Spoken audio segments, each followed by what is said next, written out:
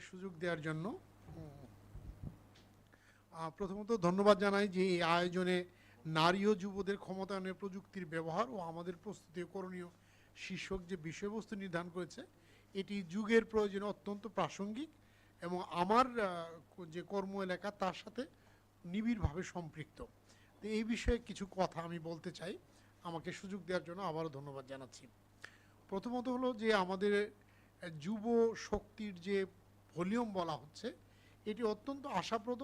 একই সাথে সাথে এটি আমাদের আরেকটি সম্ভাবনার বার্তা দেয়, আবার শঙ্কারও বার্তা দেয়। আমাদের হিসাবে আমাদের যে যুব গোষ্ঠী সেটি প্রায় 30%, সেটা যদি আমরা হিসাব করি প্রায় 5-6 কোটি। তো এর মধ্যে নিট অর্থাৎ not in education, not in training and employment, এই গ্রুপটার পরিমাণ হলো প্রায় 2 কোটির মতো এবং পরিসংখ্যানগত হিসাবে আমাদের হিসাবে আছে যে 1,82,00,000। এই 1,82,00,000 মানুষ কিন্তু আমাদের জন্য একটা সম্ভব সংকটের জায়গা, কেননা তারা প্রশিক্ষণে নেই, কর্মে নেই এবং শিক্ষাতেও নেই, কিন্তু তাদের ব্যয় আছে এবং সমাজে তারা একটা বোঝা হিসেবে চিহ্নিত হতে পারে। আবার পাশাপাশি সম্ভাবনার জায়গায় তারা, কেননা আমরা যুব উন্নয়ন থেকে বিভিন্ন প্রশিক্ষণ দেই, বছরে প্রায় 3 লক্ষ প্রশিক্ষণ আমরা কর্মসূচির আওতায় নেই এবং বিভিন্ন প্রকল্পের আওতায় আবার প্রশিক্ষণ নেই আরও হয়তো 1-2 লক্ষ। তো বর্তমানে আমাদের অবকাঠামোতে যে প্রশিক্ষণগুলি চলমান আছে তাতে প্রতি বছর যে আমাদের রাজস্ব কর্মসূচির আওতায় প্রায় 3 লক্ষ করে ধরলে আমরা 3 বছরে 9 লক্ষ মানুষকে প্রশিক্ষিত করব। আর আমাদের আর্ন প্রজেক্ট নামে একটা প্রজেক্ট রয়েছে, এই প্রজেক্টের আওতায় 9 লক্ষ যুব নারী এবং যুবককে প্রশিক্ষিত করা হবে যারা এই নিট পিপল। অর্থাৎ এই 1,82,00,000 মধ্যে আমরা যুব উন্নয়ন অধিদপ্তর থেকে আমরা মোটামুটি 20 লক্ষকে কভার করতে পারবো। আমার মনে হয় যে তখনই কাঙ্ক্ষিত উন্নয়ন আসবে যখন আমি সমগ্র জনগোষ্ঠী নিয়ে ভাববো। কারণ এই ধরনের প্রশিক্ষণে যে জিনিসটি হয় যে আমি 20 লক্ষকে টার্গেট করলাম, আমি 20 লক্ষকে প্রশিক্ষণ দিলাম কিংবা একটু কমও দিলাম, আমি বলবো যে যে লোকটা বেকার এখনও কাজ করে না সে হলো আমার গ্রুপের মধ্যে নয়। আবার অন্যান্য দপ্তর, আইসিটি ডিভিশন কিংবা অন্য কোনো মন্ত্রণালয়, তারাও কিন্তু নিট পিটুল নিয়ে কাজ করছে, প্রায় 17-18টা মিনিস্ট্রি কাজ করে। তো সবাই যে জিনিসটা বলে কি যে যেটাই অনুপস্থিত বা ট্রেনিং পায় নাই বা কর্মসংস্থানে নাই এটা আমার এলাকার বাইরে। অর্থাৎ আমরা কিন্তু এই 1,82,00,000কে একবারে অ্যাড্রেস করার কোনো সমন্বিত পরিকল্পনা নেইনি। আমার যেটা মনে হয় এটা তখনই কার্যকর হবে যে প্রথমে আমাদের পরিসংখ্যান বিভাগ আমাদের একটা ডেটা উপহার দিবে যে এই নিট পিপুলের সংখ্যা কত এবং তাদের নাম, ঠিকানা, মোবাইল নাম্বার কি, সেই তালিকাটা, এই তালিকাটা বিভিন্ন মন্ত্রণালয়ে ভাগ করা দিবে। তার কর্মসূচির আওতায় কতজনকে অ্যাড্রেস করবে সেটিকে নিয়ে একটা মাস্টার প্ল্যান করা যেতে পারে যে আগামী 3 বছর আমি এই 2 কোটি মানুষকে প্রশিক্ষিত করব, প্রযুক্তি ব্যবহার শিখাবো এবং তাদেরকে কর্মে নিয়োজিত করে আত্মনির্ভরশীল করে গড়ে তুলব। তাহলে কিন্তু আমি একটা বড় জনগোষ্ঠীকে অ্যাড্রেস করছি এবং সেই জনগোষ্ঠী যারা ডিরেইলড হয়ে যেতে পারে, যারা সমাজে বিশৃঙ্খলা তৈরি করতে পারে, হতাশ হয়ে যেতে পারে, এই গ্রুপটিকে। এবং এক্ষেত্রে আমাদের এই যুবদের মাঝে অমিত সম্ভাবনা আমি দেখেছি। আমি একটু উদাহরণ দেই, যেমন আমি বগুড়া জেলার শেরপুর উপজেলায় গিয়েছিলাম। তো সেখানে একজন মহিলা, তার বিয়ে হয়েছিল, বিয়ের সম্পর্কটি সুন্দর হয়নি, কিন্তু উনি হতাশ হয়ে পড়েননি। উনি ভার্মি পোস্ট সার তৈরিতে নিয়োজিত হলেন। উনি বললেন যে আমি কখনো কখনো এক মুঠি কেঁচু হাতে নিয়ে ঘুমাতাম এবং উনি এত সাফল্য পেলেন, এটার সাথে এটা মিক্সড করে সার তৈরি করলেন এবং তার ইনোভেটিভ আইডিয়ার সাথে পরিশ্রম যোগ করে এখন ওনার ইয়েতে প্রায় 30-40 জন মানুষ কাজ করে। অনেকগুলি জমি উনি নিয়েছেন এবং দেশের বিভিন্ন অঞ্চল থেকে তার এখান থেকে এই ভার্মিপোষ সার কিনে নিয়ে যায়।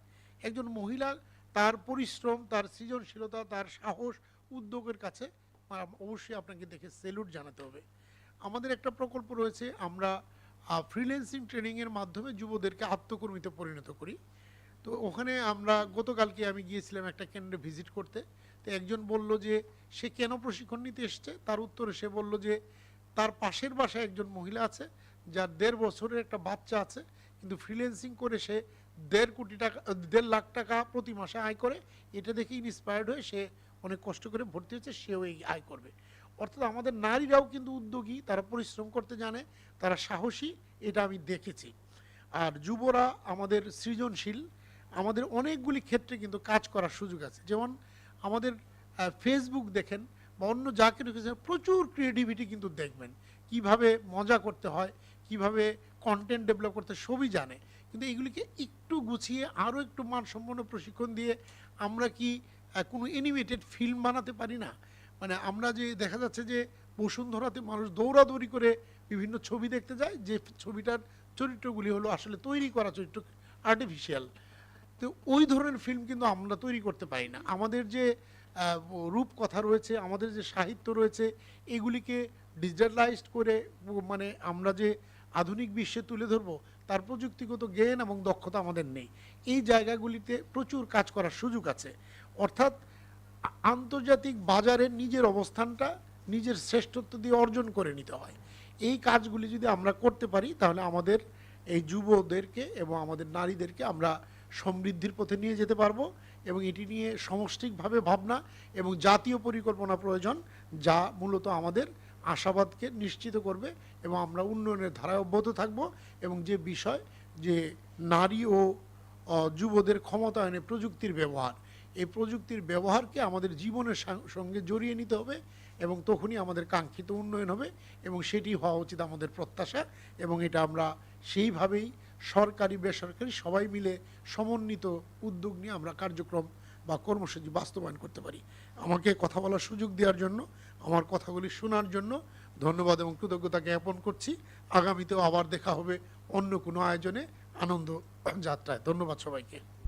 এমনি আপনাকে একটা জি, আপনাদের কোনো ডেটাবেজ আছে কিনা যে আপনাদের যারা ট্রেনিং নিচ্ছেন তারা আসলে বাস্তবে তাদের ফলো আপ করেন কিনা আপনারা কোনো? আপনি জানতে চেয়েছেন, সেজন্য আমি কথা বলার সুযোগ পাচ্ছি। প্রথমত হলো যে এখন পর্যন্ত যুব উন্নয়নের যাত্রা শুরু হয়েছিল 1981 সাল থেকে। এখন পর্যন্ত আমাদের অফিসিয়াল স্টেটমেন্টে আছে যে আমরা 70 লক্ষ মানুষকে প্রশিক্ষণ দিয়েছি। কিন্তু এখন যদি বলেন যে এই 70 লক্ষ মানুষের তালিকা দেন, ফোন নাম্বার দেন, তাদের ঠিকানা দেন, এটা দেয়া খুব কঠিন। কারণ হলো প্রথম দিকের অনেকগুলি প্রশিক্ষণ অ্যানালগ পদ্ধতি হয়েছিল, খাতায় রেজিস্টারে রাখা হয়েছে এবং এগুলো বিভিন্ন অফিসে ছড়িয়ে আছে। তবে আমরা সম্প্রতি করেছি যে এখন 100% প্রশিক্ষণ অনলাইনে আবেদন করতে হয়, এবং আমরা মানে একটা ডেটাবেস জেনারেট করছি। এখান থেকে আমি হয়তো আরও 5 বছর পরে আমরা এই 5 বছর তাদের প্রশিক্ষণ নিয়েছি সেটা দেবো। আর আরেকটা হলো আমরা একটা সিস্টেম ডেভেলপ করছি, যার মাধ্যমে আগে যারা প্রশিক্ষণ নিয়েছে তাদের ডেটা এন্ট্রি করেও আমরা ডেটাবেসটা কমপ্লিট করব। এইটাই হলো আমার চিত্র। আর এমনিতেই মানে এই পুরো যে অভিযাত্রাটাকে একটা দালিলি গ্রুপ দেওয়ার জন্য এই বছর আমরা একটা যুব দিবসের আগে একটা গ্রন্থ প্রকাশ করতে চলেছি, যুব বৃত্তান্ত নামে একটা গ্রন্থ করব। তাতে যুব উন্নয়ন অধিদপ্তর এ যাবৎ যা কিছু করেছে তার একটি মানে তথ্যভিত্তিক একটা গ্রন্থ হবে। এইটুকুই আমাদের সংগ্রহ। ধন্যবাদ আপনাকে। ধন্যবাদ। আমি এখন রিফাত জাবিন খান, ফেলো গ্লোবসাইট। আমার একটা প্রশ্ন ছিল, ইফ ইউ অ্যালাউ মি। যুব উন্নয়ন যে কেন্দ্র আছে, যুব প্রশিক্ষণ কেন্দ্র, আমরা জানি যে ফর্মাল যে কিছু ট্রেনিং প্রোগ্রাম আপনাদের আগে থেকে যেটা ট্রেডিশনাল ছিল, লাইক আপনার মাছ চাষের ট্রেনিং বা সেলাই মেশিন নিয়ে ট্রেনিং, সো আপনারা এই যুগের সাথে সাথে নতুন কি কোনো ট্রেনিং প্রোগ্রাম কি আনছেন বা এনেছেন? হ্যাঁ, আর ধন্যবাদ। আমাদের যুব উন্নয়ন অধিদপ্তরের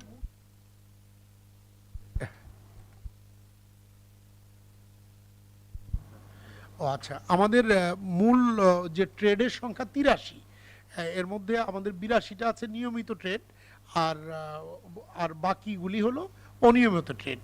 তবে এগুলি ম্যাক্সিমামই হলো একটু মানে কি বলবো যে বুদ্ধিবৃত্তিকভাবে একটু পিছিয়ে পড়া। যেমন ধরেন ব্লক বাটিক, এগুলি শ্রম নির্ভর। এর কারণও আছে, কারণ অনেকেই তো এডুকেশনটা ওই মানের থাকে না। হয়তো ক্লাস 8+ একটা মেয়েকেও আমরা স্বাবলম্বী করার চেষ্টা করি, তখন এই ট্রেনিংগুলি ভালো। ইভেন গরু মোটা তাজাকরণ, কৃষিকাজ, মৎস্য চাষ, হাঁস মুরগি পালন, এগুলি আমাদের কর্মসূচির আওতায় আছে। আর যে কথাটা বলেছেন যে মানে প্রযুক্তির সাথে সময়ের সাথে আমাদের কোনো আপগ্রেডেশন হয়েছে কিনা, আমাদের যেমন ফ্রিল্যান্সিং ট্রেনিং দিয়ে যুব শক্তিকে সম্পদে পরিণত করার একটা 47 কোটি টাকার একটা প্রকল্প ছিল। এটি মূলত 16টি জেলায় আমরা 3200 মানুষকে প্রশিক্ষণ দিয়ে তাকে আত্মকর্মীতে পরিণত করব এবং ইতোমধ্যে আমরা প্রায় কি বলে আমরা 2000 ট্রেনিং দিয়েছি। এর মধ্যে প্রায় 1500 জনই টাকা আয় করতে পারে এবং এই মানে তাদের উপার্জিত অর্থের পরিমাণ প্রায় 15 কোটি টাকা তারা আয় করেছে। এই সাফল্যের ধারাবাহিকতা আমরা বাকি যে 48 জেলা তাদেরকেও যেন ফ্রিল্যান্সিংয়ের আওতায় নেওয়া হয়। প্রতি জেলায় 600 জন করে হিসেবে 28,800 জনকে আমরা প্রশিক্ষিত করার জন্য একটা প্রকল্প নিয়েছি এবং এটাও চূড়ান্ত পর্যায়ে আমরা বাস্তবায়নে রয়েছে। এটা যদি হয় এই দুই প্রকল্প মিলে প্রায় আপনার 30-35 হাজার মানুষকে আমরা বৈদেশিক মুদ্রা উপার্জনে সক্ষম করে গড়ে তুলব এবং এরা যদি আমাদের কাঙ্ক্ষিত হিসাব অনুযায়ী যদি এই কার্যক্রমটি অব্যাহত রাখলে আমরা দেখেছি যে কয়েক হাজার কোটি টাকা তারা কিন্তু আয় করতে পারবে এবং তাদের সাথে যে আবার ব্যাকওয়ার্ড লিঙ্কে যে আরও মানুষ সংযুক্ত হচ্ছে এই ধরনের একটা আধুনিক ট্রেনিং আমাদের রয়েছে। আর আর্ন প্রজেক্ট যেটা এটা ওয়ার্ল্ড ব্যাংকের সহায়তায় একটা প্রকল্প, তাদের ঋণের টাকায় আমরা একটা প্রকল্প আছে প্রায় 3,500 কোটি টাকার এই প্রকল্প। এটা বাংলাদেশের 9 লক্ষ যুব নারী এবং যুবদেরকে আমরা প্রশিক্ষিত করব। এদেরকে প্রয়োজনীয় স্টাইপেন্ড দিব, যে লেখাপড়া থেকে বিচ্যুত হয়েছে তাকে লেখাপড়ায় নিয়ে আসব, কিংবা যার কোনো ধরনের ট্রেনিং হয়নি তাকে ট্রেনিং দিব তার পেশার সাথে সম্পর্কিত। এবং এই প্রশিক্ষণটা কিন্তু গ্রামীণ জনপদে হবে এবং প্রশিক্ষণ ইনস্টিটিউটই গ্রামে যাবে। এমন নয় যে তুমি এসে উপজেলায় ভর্তিও আবেদন করো, এই ধরনের না। আমরাই তার বাড়ির কাছে চলে যাব, ভ্রাম্যমাণ প্রশিক্ষণ কেন্দ্র তৈরি করব এবং ওখান থেকে প্রশিক্ষণ দিয়ে উন্নয়নের স্রোতধারায় নিয়ে আসবো। এখানে এদের কি কি ট্রেড দিব, কি কি প্রশিক্ষণ দিব, এখানে তাদের সক্ষমতা, তাদের আগ্রহ, এগুলিকে বিবেচনা করে করব। তো এখানেও কিন্তু সুযোগ আছে নতুন কোনো কোর্স বা ট্রেডকে সংযুক্ত করার এবং এখানে অবশ্যই আইসিটি সহ যে কোনো আধুনিক প্রযুক্তি নির্ভর কার্যক্রম চলতে আসতে পারে। আর আমাদের মাননীয় উপদেষ্টাময় উনি নিজেও অত্যন্ত একজন যুবক, উনি আমাদের পরামর্শ দিয়েছেন এআই নির্ভর কোনো প্রকল্প নেওয়ার জন্য। কারণ আমাদের দেশে আমরা এআইয়ের কথা শুনি কিন্তু এটাকে বাস্তব জীবনে প্রয়োগ করে আমরা কিন্তু কোনো কিছু করতে দেখি না। তো আমরা একটা কোয়ালিটি গ্রুপের একটা প্রকল্প নিতে চাচ্ছি যেখানে আমরা এই এআই প্রযুক্তি নির্ভর বিভিন্ন সেবা উৎপাদন করা এবং প্রশিক্ষিত করা এবং মানুষকে এর সাথে সম্পৃক্ত করে শ্রেয়তর সেবা নিশ্চিত করার কার্যক্রম গ্রহণ করব। এই ধরনের কার্যক্রমগুলি অব্যাহত থাকবে। এছাড়াও আপনারা যদি কোনো সাজেশন দেন, যুব উন্নয়ন অধিদপ্তর আপনাদের ভালোবাসার একটি প্রতিষ্ঠান। যে কোনো সময় যে কোনো কেউ আইডিয়া দেওয়ার জন্য আমাদের কর্মী জীবন নামে আমরা একটা ফেসবুক গ্রুপ খুলে রেখেছি, ওখানে যে কেউ মেম্বার হতে পারে। যে কোনো আইডিয়া দিলে আমরা অনার করি। আমরা জিও এনজিওদের সাথে নিয়মিত কর্মশালা করি, সেখান থেকে কোনো আইডিয়া জেনারেট করে, যেমন কেয়ার গিভিং নামে একটা সার্ভিস দেওয়ার জন্য, অর্থাৎ বৃদ্ধ বাবা মাকে সেবা দেওয়ার জন্য আমাদের দেশে কোনো ইনস্টিটিউশনাল সাপোর্ট নাই। এটা কিন্তু নার্সিং না। মনে করেন আপনার টাকা আছে কিন্তু আপনার মাকে দেওয়ার মতো সময় নাই, তো তাকে ফুল টাইম ওষুধ খাওয়ানো, তাকে সার্ভিস দিয়ে, এটা একটা বিরাট ডিমান্ড আছে। এই দেশেও আছে, দেশের বাইরেও আছে, কিন্তু আমাদের দেশে কিন্তু কোনো প্রাতিষ্ঠানিক প্রস্তুতি নাই। মানে আমি বলতে পারবো না ঢাকা শহরে কতজন আমাকে এই সেবাটা দিতে পারবে, কিন্তু অথচ আমি যদি প্রশিক্ষিত করে এমন একটা গ্রুপ তৈরি করি যে আমি 10,000 মানুষ তৈরি করলাম যারা এরকম টাকার বিনিময়ে এই সার্ভিসটা দিবে, তারা লাইসেন্স প্রাপ্ত হবে, তাহলে আমরা কিন্তু ভালো একটা সেবা তৈরি করতে পারি। এটার জন্য আমরা একটা প্রজেক্ট নিয়েছি। এই ধরনের ইনোভেটিভ যে কোনো আইডিয়া যদি আমাদের এখানে যুক্ত হয়, যেমন মোবাইল সার্ভিসিং, আপনি জানেন যে 30-40 হাজার টাকা নগদ টাকা জমা দিয়ে ট্রেনিং নিয়ে যে দক্ষতা শিখে পরে সে 60,000 টাকা আয় করে। তো আমরা একটা প্রজেক্ট নিয়েছি যে সারা বাংলাদেশে প্রত্যেক জেলায় যদি আমি 1,000 করে আমি যদি এই ধরনের মোবাইল ফোন সার্ভিসিং করতে পারে এমন দক্ষ জনশক্তি গড়ে তুলি, তাহলে দেখা যাবে যে সবাই খুব ভালো সার্ভিস পাবে এবং তারাও কর্মসংস্থান তৈরি করে। এর আমরা নিত্য নতুন প্রযুক্তি নির্ভর কার্যক্রম আমাদের কর্মসূচিতে আমরা যুক্ত করছি। আপনাদের চিন্তন যুক্ত হলে এটা আরও সমৃদ্ধ হবে বলে আশা করি। ধন্যবাদ। আমি হানিফ ভাইয়ের পারমিশনে, সরি আপনাকেও চলে যাবেন এই জন্য মানে আপনি একটু আগে বললেন আইডিয়ার জন্য। হ্যাঁ, মানে আমরা তখন নতুন বাংলাদেশে, আমার কাছে মনে হয় আমরা শুধু আইডিয়ার সাথে সাথে কিছু সমালোচনাও যদি করতে পারি, আগে করতে পারতাম না। না, সমালোচনাও এক ধরনের আইডিয়া। না, থ্যাংক ইউ, আপনাদের এটাতে করেছেন। দেখেন আজকে একটা বড় নিউজ, হ্যাঁ আমার ধারণা আজকে রাতের মধ্যে এটা একটা ভাইরাল নিউজ হবে। হ্যাঁ, উইচ ইজ ইন্টারেস্টিং, যেটা আপনি যেটা নিয়ে কথা বলছেন। আজকে একটা দেশের ওয়ান অফ দ্য লিডিং পত্রিকা, যেহেতু এখানে নাম বলছি না নাম, একটা নিউজ আপনি যেই 28,000-এর জন্য যে 300 কোটি টাকার প্রজেক্ট, অর্থ ও বাণিজ্য উপদেষ্টা সালাউদ্দিন আহমেদের সভাপতিত্বে আজ রোববার বেলা 11টায় সরকারি ক্রয় সংক্রান্ত উপদেষ্টা কমিটির বৈঠকে প্রশিক্ষণ দেওয়ার প্রতিষ্ঠান নিয়োগের প্রস্তাব উত্থাপিত হওয়ার কথা হয়েছে। আমার মনে হয় অলরেডি হয়ে গেছে। যুব ক্রীড়া মন্ত্রণালয়ের অধীন সংস্থা যুব উন্নয়ন অধিদপ্তর এর বাস্তবায়ন করবে। কমিটি অনুমোদন করলে কাজ পাবে e learning and earning limited নামে একটা কোম্পানি।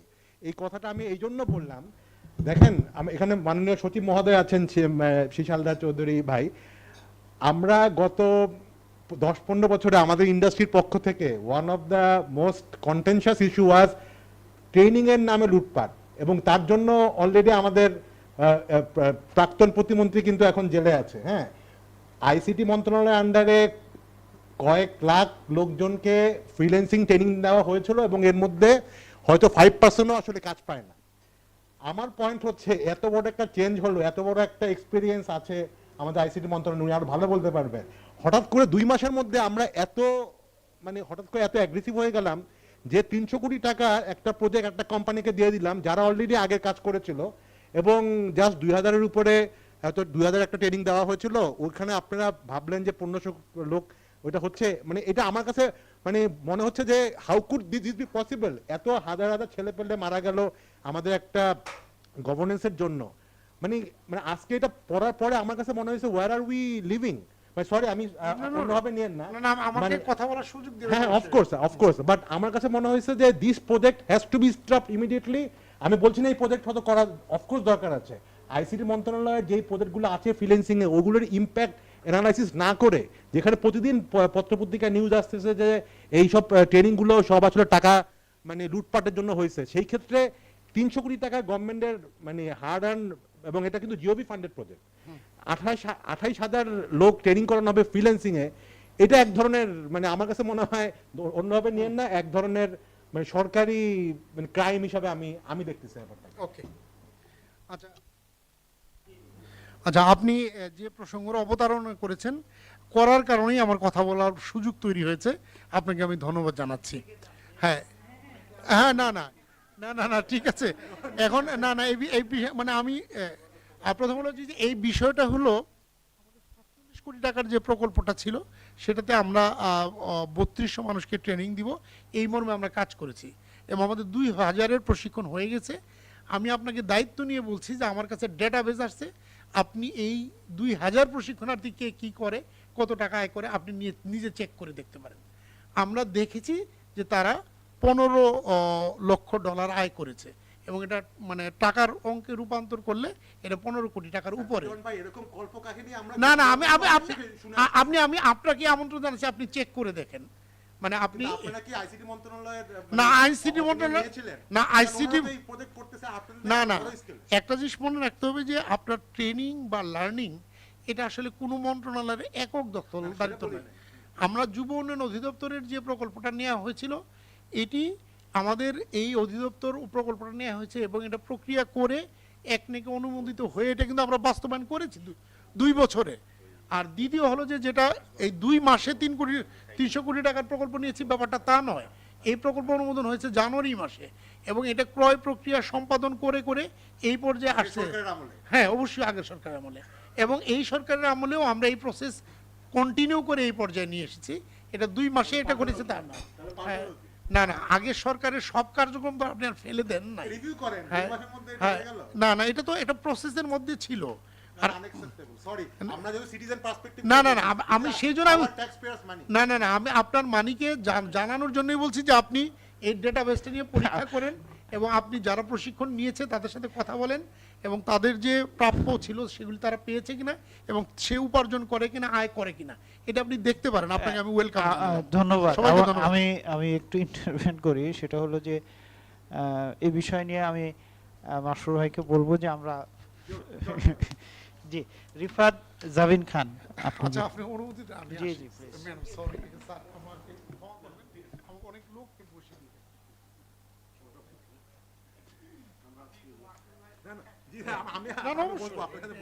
না ওয়েলকাম, আপনি আসবেন।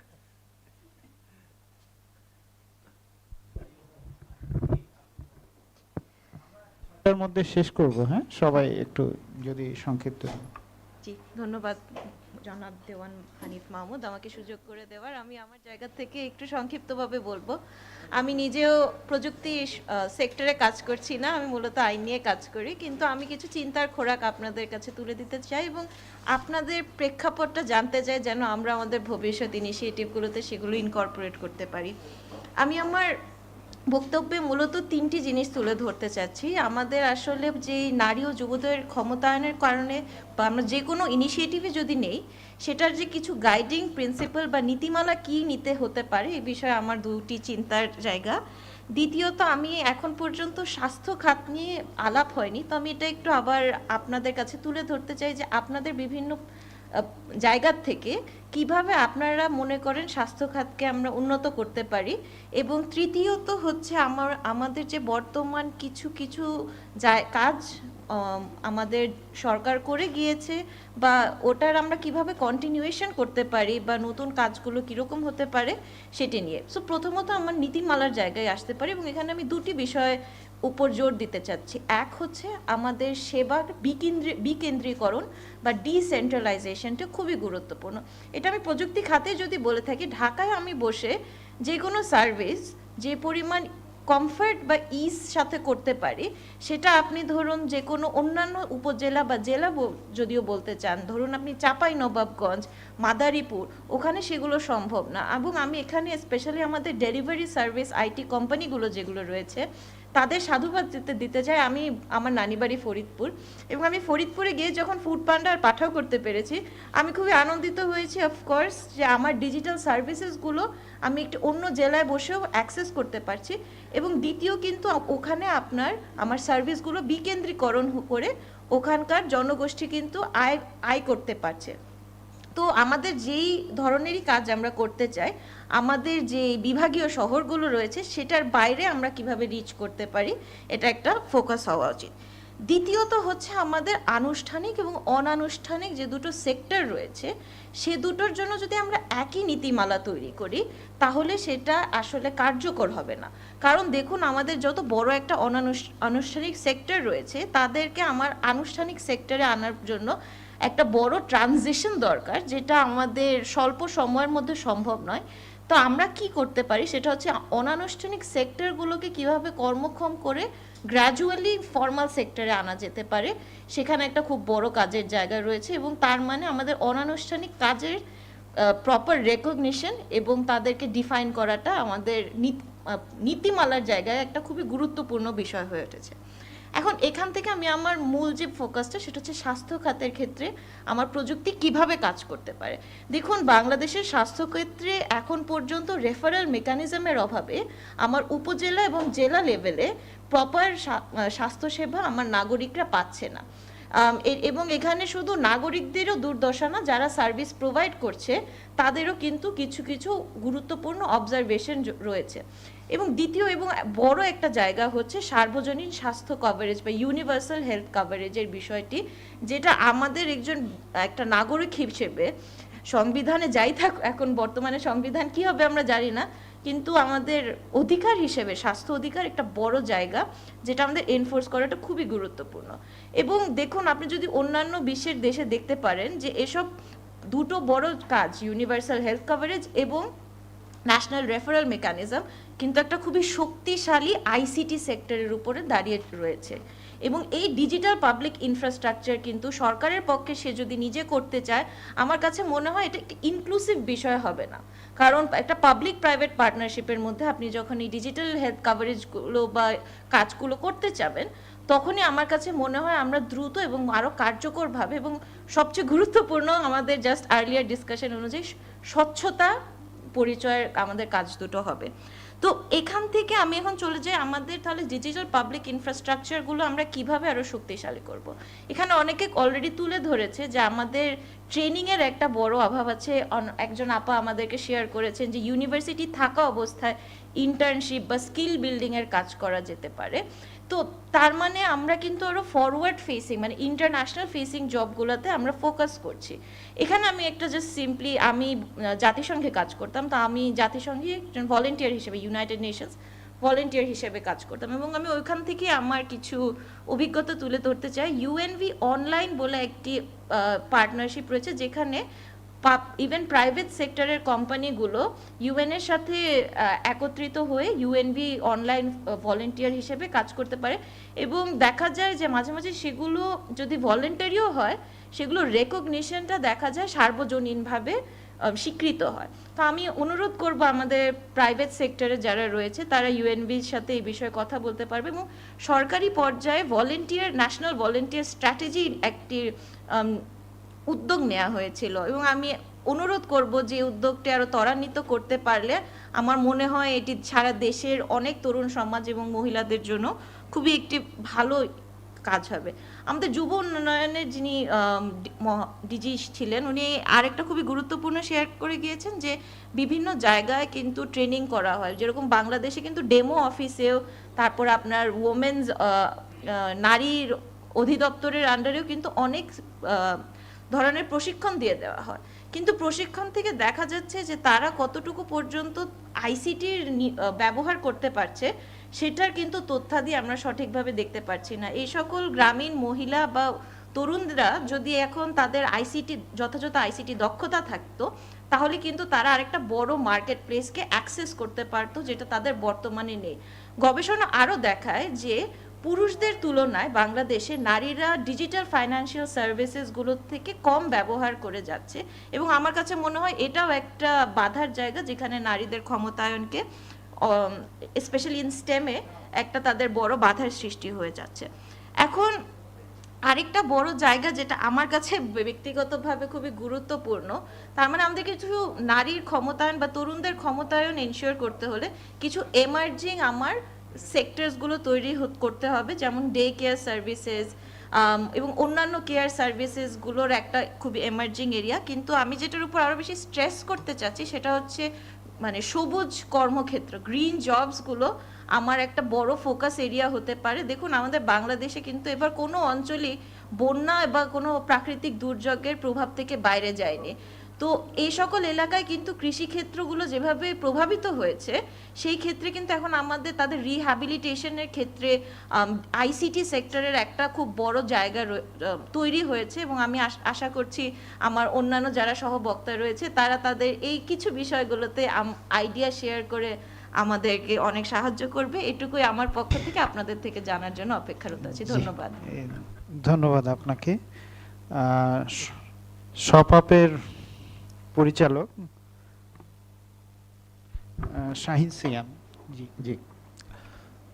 Thank you for the opportunity, for giving me the opportunity to talk here. I think সবাই অনেক ভালো ভালো points raise করেছে. I'll also try to give my points as well in very shortly. So আমার exposure to Gen Z বা the youth যেটাকে বলা হয় is through my teaching experience in BRAC as well as the young generation who is coming into the workforce.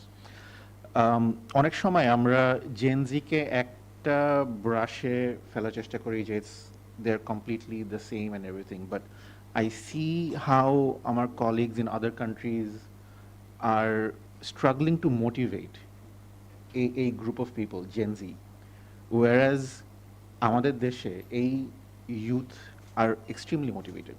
I've been in contact with them through July, through August. I've been trying to understand their mind space, কিভাবে ওরা could say, but you would think যেরকম events এর পর they would be broken, they would be demotivated, but I've seen the complete opposite. They're extremely motivated. They're extremely motivated to do something for the country, to do everything for the country. What they need is help. And what has worked for me personally, with my students, as well as in our office, is mentorship. Mentorship has helped a lot. Amader leading position females who are mentoring, let's say, other females who are entering the job, has helped a lot. And they have what we did a little research study in our company as well as neighboring companies, and we see that and Apu যেটা হয়তো raise করেছিল যে sometimes they feel lost যখন ওরা they enter the workspace, they don't know their career path, they don't know কিভাবে কি করতে হবে and stuff like that. They have access to us সেই জন্য ওরা হয়তোবা এটা easier for them to get mentorship from us directly. But people যাদের এই নেটওয়ার্কটা নাই, especially out of Dhaka, they'll find it very difficult. So I think e-mentorship, where sessions করা with specific people যাদের যেখানে access অনেক দিতে পারবো, I think e-mentorship will enable a lot of people to get access to knowledge যেটা otherwise পেত না, and mainly এই অ্যাক্সেসের কারণে দে ফিল লস্ট, যে আমি কি করতে চাই না করতে চাই, এটা হতে পারে ঠিক বুঝতে পারে না আর কি। Even simple things like for example আমার একটা পার্সোনাল সাকসেস যেটা আমি নিজেকে মেজার করার চেষ্টা করি is how many people I motivate যারা হয়তো বা গ্র্যাজুয়েট করে বা অফিস থেকে বের হয়ে they start earning themselves and stuff like that.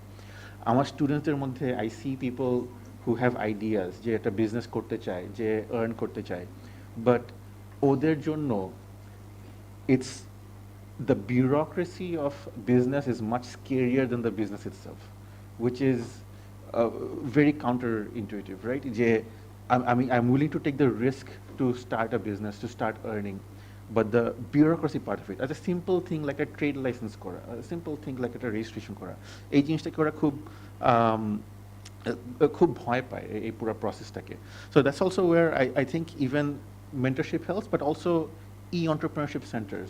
I know that we have a lot of physical centers, like A2I has a lot of centers across the countries and Shakvishu, but at end-to-end digital solution to people who want access, who want to start earning, who want to start doing businesses, ওদের জন্য এরকম centers করা, এরকম support দেওয়া, I think would be very helpful. And I've found this personally successful for myself. I've advise students as well as young people যারা আমাদের company থেকে চাকরি ছেড়ে দিয়ে they've started business on their own. I've seen people যারা graduate করে they wanted to MNC join না করে বা একটা কোথাও join না করে they've started small businesses on their own. These are like small businesses হতে পারে, any sort of non-profit হতে পারে, but they've done it, but all they need is help. And I think we should be able to help them through these small gestures and infrastructure projects that I'm really করতে পারি. I'm keeping it short. That's all from myself, and thank you very much. জি ধন্যবাদ। Maliha Iqbal, head of partnership and program youth opportunities. Thank you আমাকে এই সুযোগটা দেওয়ার জন্য, আজকে এই প্ল্যাটফর্মে কথা বলতে দেওয়ার জন্য। এখানে অ্যাকচুয়ালি অনেকেই অনেক ভালো ভালো জিনিস কভার করে ফেলছে, তো আমার বলার জন্য তেমন কিছু নাই। আমি একটু আমার কাজের প্রেক্ষাপট থেকে বলি। সো আমার অর্গানাইজেশন নাম দেখলেই বোঝা যায় ইউথ অপরচুনিটিস। আমরা বেসিক্যালি একটা ডিজিটাল প্ল্যাটফর্ম যেখানে ওয়ার্ল্ড ওয়াইড ইনক্লুডিং বাংলাদেশে যে অপরচুনিটিসগুলো আছে এটা একটা প্ল্যাটফর্মে নিয়ে আসার চেষ্টা করি যাতে ইউথরা ইজিলি অ্যাক্সেস করতে পারে। সো আমার কাজের ক্ষেত্রে আমি ধরেন আমার তো বিভিন্ন পার্টনারশিপে কাজ করে থাকি আমরা, যাতে আমরা অন্যান্য অর্গানাইজেশনের সাথে পার্টনারশিপ করে কীভাবে শুধু আরবান পপুলেশনকে না রুরাল ইউথদেরকেও টার্গেট করতে পারবো, ওদেরও স্কিল ডেভেলপমেন্টে হেল্প করতে পারবো, সেই জিনিসটা ফিগার আউট করার চেষ্টা করি। সো এখন যেহেতু বাংলাদেশ ছোট হলেও আমাদের অ্যাকচুয়ালি ইমপ্রুভ করার সুযোগ অনেক। যদি আপনি লাস্ট সেন্সাসটা দেখবেন যে আমাদের ইন্টারনেট পেনিট্রেশন বেড়েছে, স্মার্টফোনের অ্যাক্সেসিবিলিটি বেড়েছে, স্মার্টফোন কেনার ক্ষমতা বেড়েছে, কিন্তু আরবান ভার্সেস রুরালের যে গ্যাপটা সেটা এখনও রয়ে গেছে। মেল ভার্সেস ফিমেলের ইন্টারনেট ইউজ করার যে গ্যাপটা সেটা এখনও রয়ে গেছে। এখন আমাদেরকে অ্যাকচুয়ালি আইডেন্টিফাই করতে হবে এই জিনিসটা আমরা কিভাবে গ্যাপটা কমাতে পারবো। ডিজিটাল লিটারেসির জন্য আমার মতে ট্রেনিংস ওয়ার্কশপস খুবই হেল্পফুল, বাট আমার কাছে এটাও মনে হয় যে এটা একটা নিড অ্যাসেসমেন্টের দরকার আছে। আরবান ইউথের জন্য ডিজিটাল লিটারেসিটা দরকার, রুরাল ইউথের জন্য ডেফিনেটলি নিডটা আরেকটু ডিফারেন্ট হবে। সো ওয়ার্কশপগুলা বা ট্রেনিংগুলা যদি আমরা ওভাবে প্ল্যান করতে পারি বা ওভাবে অর্গানাইজ করতে পারি যেটা ওই পার্টিকুলার এরিয়ার ইউথদেরকে হেল্প করতে পারবে, ওদের নিডটাকে ট্যাপ করতে পারবে, তাহলে আমার মনে হয় আমরা আরেকটু বেটার রেজাল্ট বা একটু সাকসেস রেটস দেখতে পারি। আর হচ্ছে male versus female internet use বা ধরেন স্মার্টফোন অথবা ল্যাপটপের ইউজ এমনিতেই কম। One of the reasons can be যে এখনও মেয়েদের মধ্যে ওই লিডারশিপ কোয়ালিটিটা অ্যাকচুয়ালি গ্রো করে নাই। এই জিনিসটা ফাইরুজ আপাই খুব সুন্দরভাবে ফুটিয়ে তুলেছে, মানে ওনার আর আমার এডুকেশন ডিফারেন্স অনেক বেশি, বাট যে জিনিস আমি ফেস করে আসছি আমি প্রিটি শিওর এখন ওনারা ফেস করে আসছেন। সো এত বছর ধরেও যেখানে আমরা মাঝখানে এই জেনারেশনটা পুরাই, মানে আমি তো মিলেনিয়াল, সো এরা জেনজি, সো দুইটা জেনারেশন যখন এখনও সেম প্রবলেম ফেস করে আছে, তার মানে এই জিনিসটা আমরা এখনও আইডেন্টিফাই করতে পারি নাই। আর আমার কাছে মনে হয় যে ফ্যামিলি লেভেল থেকে ডেফিনেটলি একটা ইম্প্যাক্ট তো থাকে কীভাবে আমরা ফিমেল লিডারশিপ গ্রো করব, বাট ফ্যামিলি অনেক ক্ষেত্রে সোসাইটি দ্বারা কন্ট্রোলড। আমার কাছে এখানে মনে হয় যে টিচাররা একটা মেজর রোল প্লে করতে পারে। আমার লাইফে আমার টিচাররা একটা খুবই মেজর রোল প্লে করেছে, ওনাদের মোটিভেশন আমাদেরকে অনেক হেল্প করেছে, স্পেশালি যেখানে ফিমেল টিচার রোল মডেলরা থাকে। So at the same time আমার কাছে মনে হয় যে টিচাররা যদি প্রপারলি ট্রেন্ড হয় অন ডিজিটাল লিটারেসি, তাহলে ওরাও স্টুডেন্টদেরকে এই ক্ষেত্রে মানে কীভাবে female leadership in terms of technology ensure করতে পারবে, এটা হয়তো আমরা টিচারদেরকে ট্রেনিং দেওয়ার মাধ্যমে স্টুডেন্টদেরকে মোটিভেট করতে পারবো। টিচাররা ফ্যামিলি যেমন আমাদের কাছে সবসময় থাকবে, টিচাররাও অলওয়েজ আমাদের কাছে সবসময় as a part of our life থাকবে। অ্যান্ড টিচারদেরকে আমরা কিভাবে ট্রেন করতে পারি সো দ্যাট ওরা একটা গ্রুপ অফ ইয়াং জেনারেশন বা একটা গ্রুপ অফ ফিমেলকে মোটিভেট করতে পারে so that they take the lead, এবং অ্যাট দ্য সেম টাইম ওরাও যাতে ইন্টারেস্টেড হয় টেকনোলজিক্যাল সাইটগুলোতে কাজ করার জন্য, সেই জিনিসটা আমাদেরকে একটু ট্যাপ করে দেখতে হবে। আমার মোটামুটি এই কয়েকটা জিনিসই অ্যাডিশনাল যেটা আমার বলা ছিল, যেটা এখনো পর্যন্ত কেউ বলে নাই, সো আমি এখানে I'll keep it short and simple. Thank you. North South University, জি তাপস। ধন্যবাদ বণিক বার্তা এবং সিপিডিকে এই সুন্দর আয়োজনের জন্য। আজকের আলোচনার যে মূল বিষয়বস্তু আমাদের কাছে নারী ও যুবকদের ক্ষমতায়নের প্রযুক্তির ব্যবহার। ক্ষমতায়ন আমরা কি বুঝতে চাচ্ছি আসলে, বা কিভাবে ডিফাইন করছি এই ক্ষমতায়নকে? নিশ্চিতভাবে আমরা তাদের অর্থনৈতিক মুক্তি বা ইকোনমিক ফ্রিডমকে মূলত সেখানে বুঝতে চাচ্ছি। তাদের অর্থনৈতিক মুক্তি আসলে কিভাবে আসবে, বা এটা নিয়ে এখনকার প্রস্তুতি এবং ভবিষ্যতে আমরা কি করতে পারি আসলে। আমি যে কোশ্চেন লিস্টটা দেখতে পেলাম এখানে আসার পরে, আমি যে বিষয়টা নিয়ে কথা বলতে চাচ্ছি মূলত সেটা একদম শেষে আছে। বেসিক্যালি ফর্মাল এবং ইনফর্মাল যে ইন্টিগ্রেশন, আনএমপ্লয়মেন্ট, আমরা কিভাবে আসলে এটা নিয়ে কাজ করতে পারি। আমি কয়েকটা প্র্যাকটিক্যাল বা বাস্তব কিছু উদাহরণ দিয়ে আলোচনাটাকে শুরু করতে চাচ্ছি। আমাদের অপার সম্ভাবনা আছে কয়েকটা বিষয়ে কাজ করার জন্য, যেটা অর্থনৈতিক মুক্তি, এমপ্লয়মেন্ট ক্রিয়েশন, এমপ্লয়মেন্ট জেনারেশন, আমাদের রেভিনিউ জেনারেশন, সব কিছু মিলিয়েই আউটসোর্সিং একটা বড় এখনও এক্সপ্লোর করা হয়নি এ ধরনের একটা সেক্টর বাংলাদেশের জন্য। এবং সেখানে আমাদের রেভিনিউ জেনারেশনের একটা বড় সেক্টর রয়ে গেছে, এমপ্লয়মেন্ট ক্রিয়েশনের একটা বড় ধরনের সুযোগ এখনও রয়ে গেছে।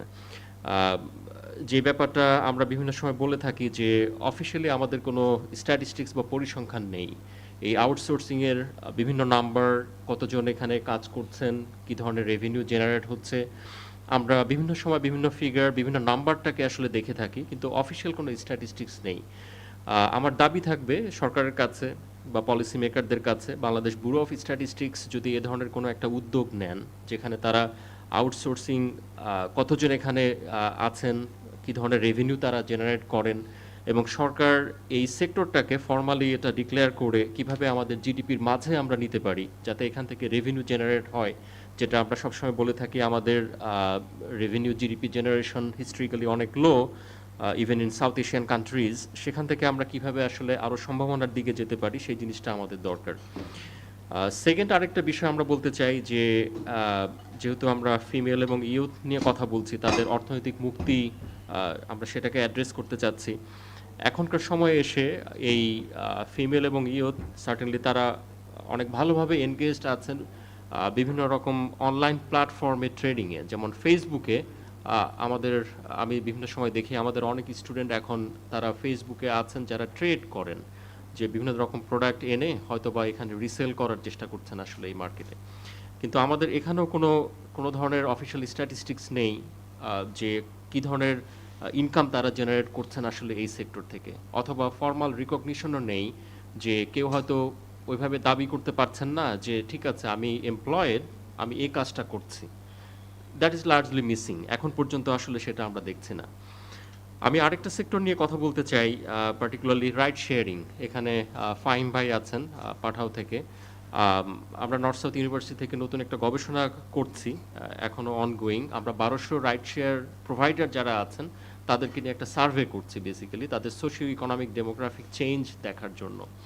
সো যেখানে আমরা দেখছি অ্যাভারেজ এজ বা তাদের অ্যাভারেজ গড় বয়স আমরা দেখছি অ্যারাউন্ড 33।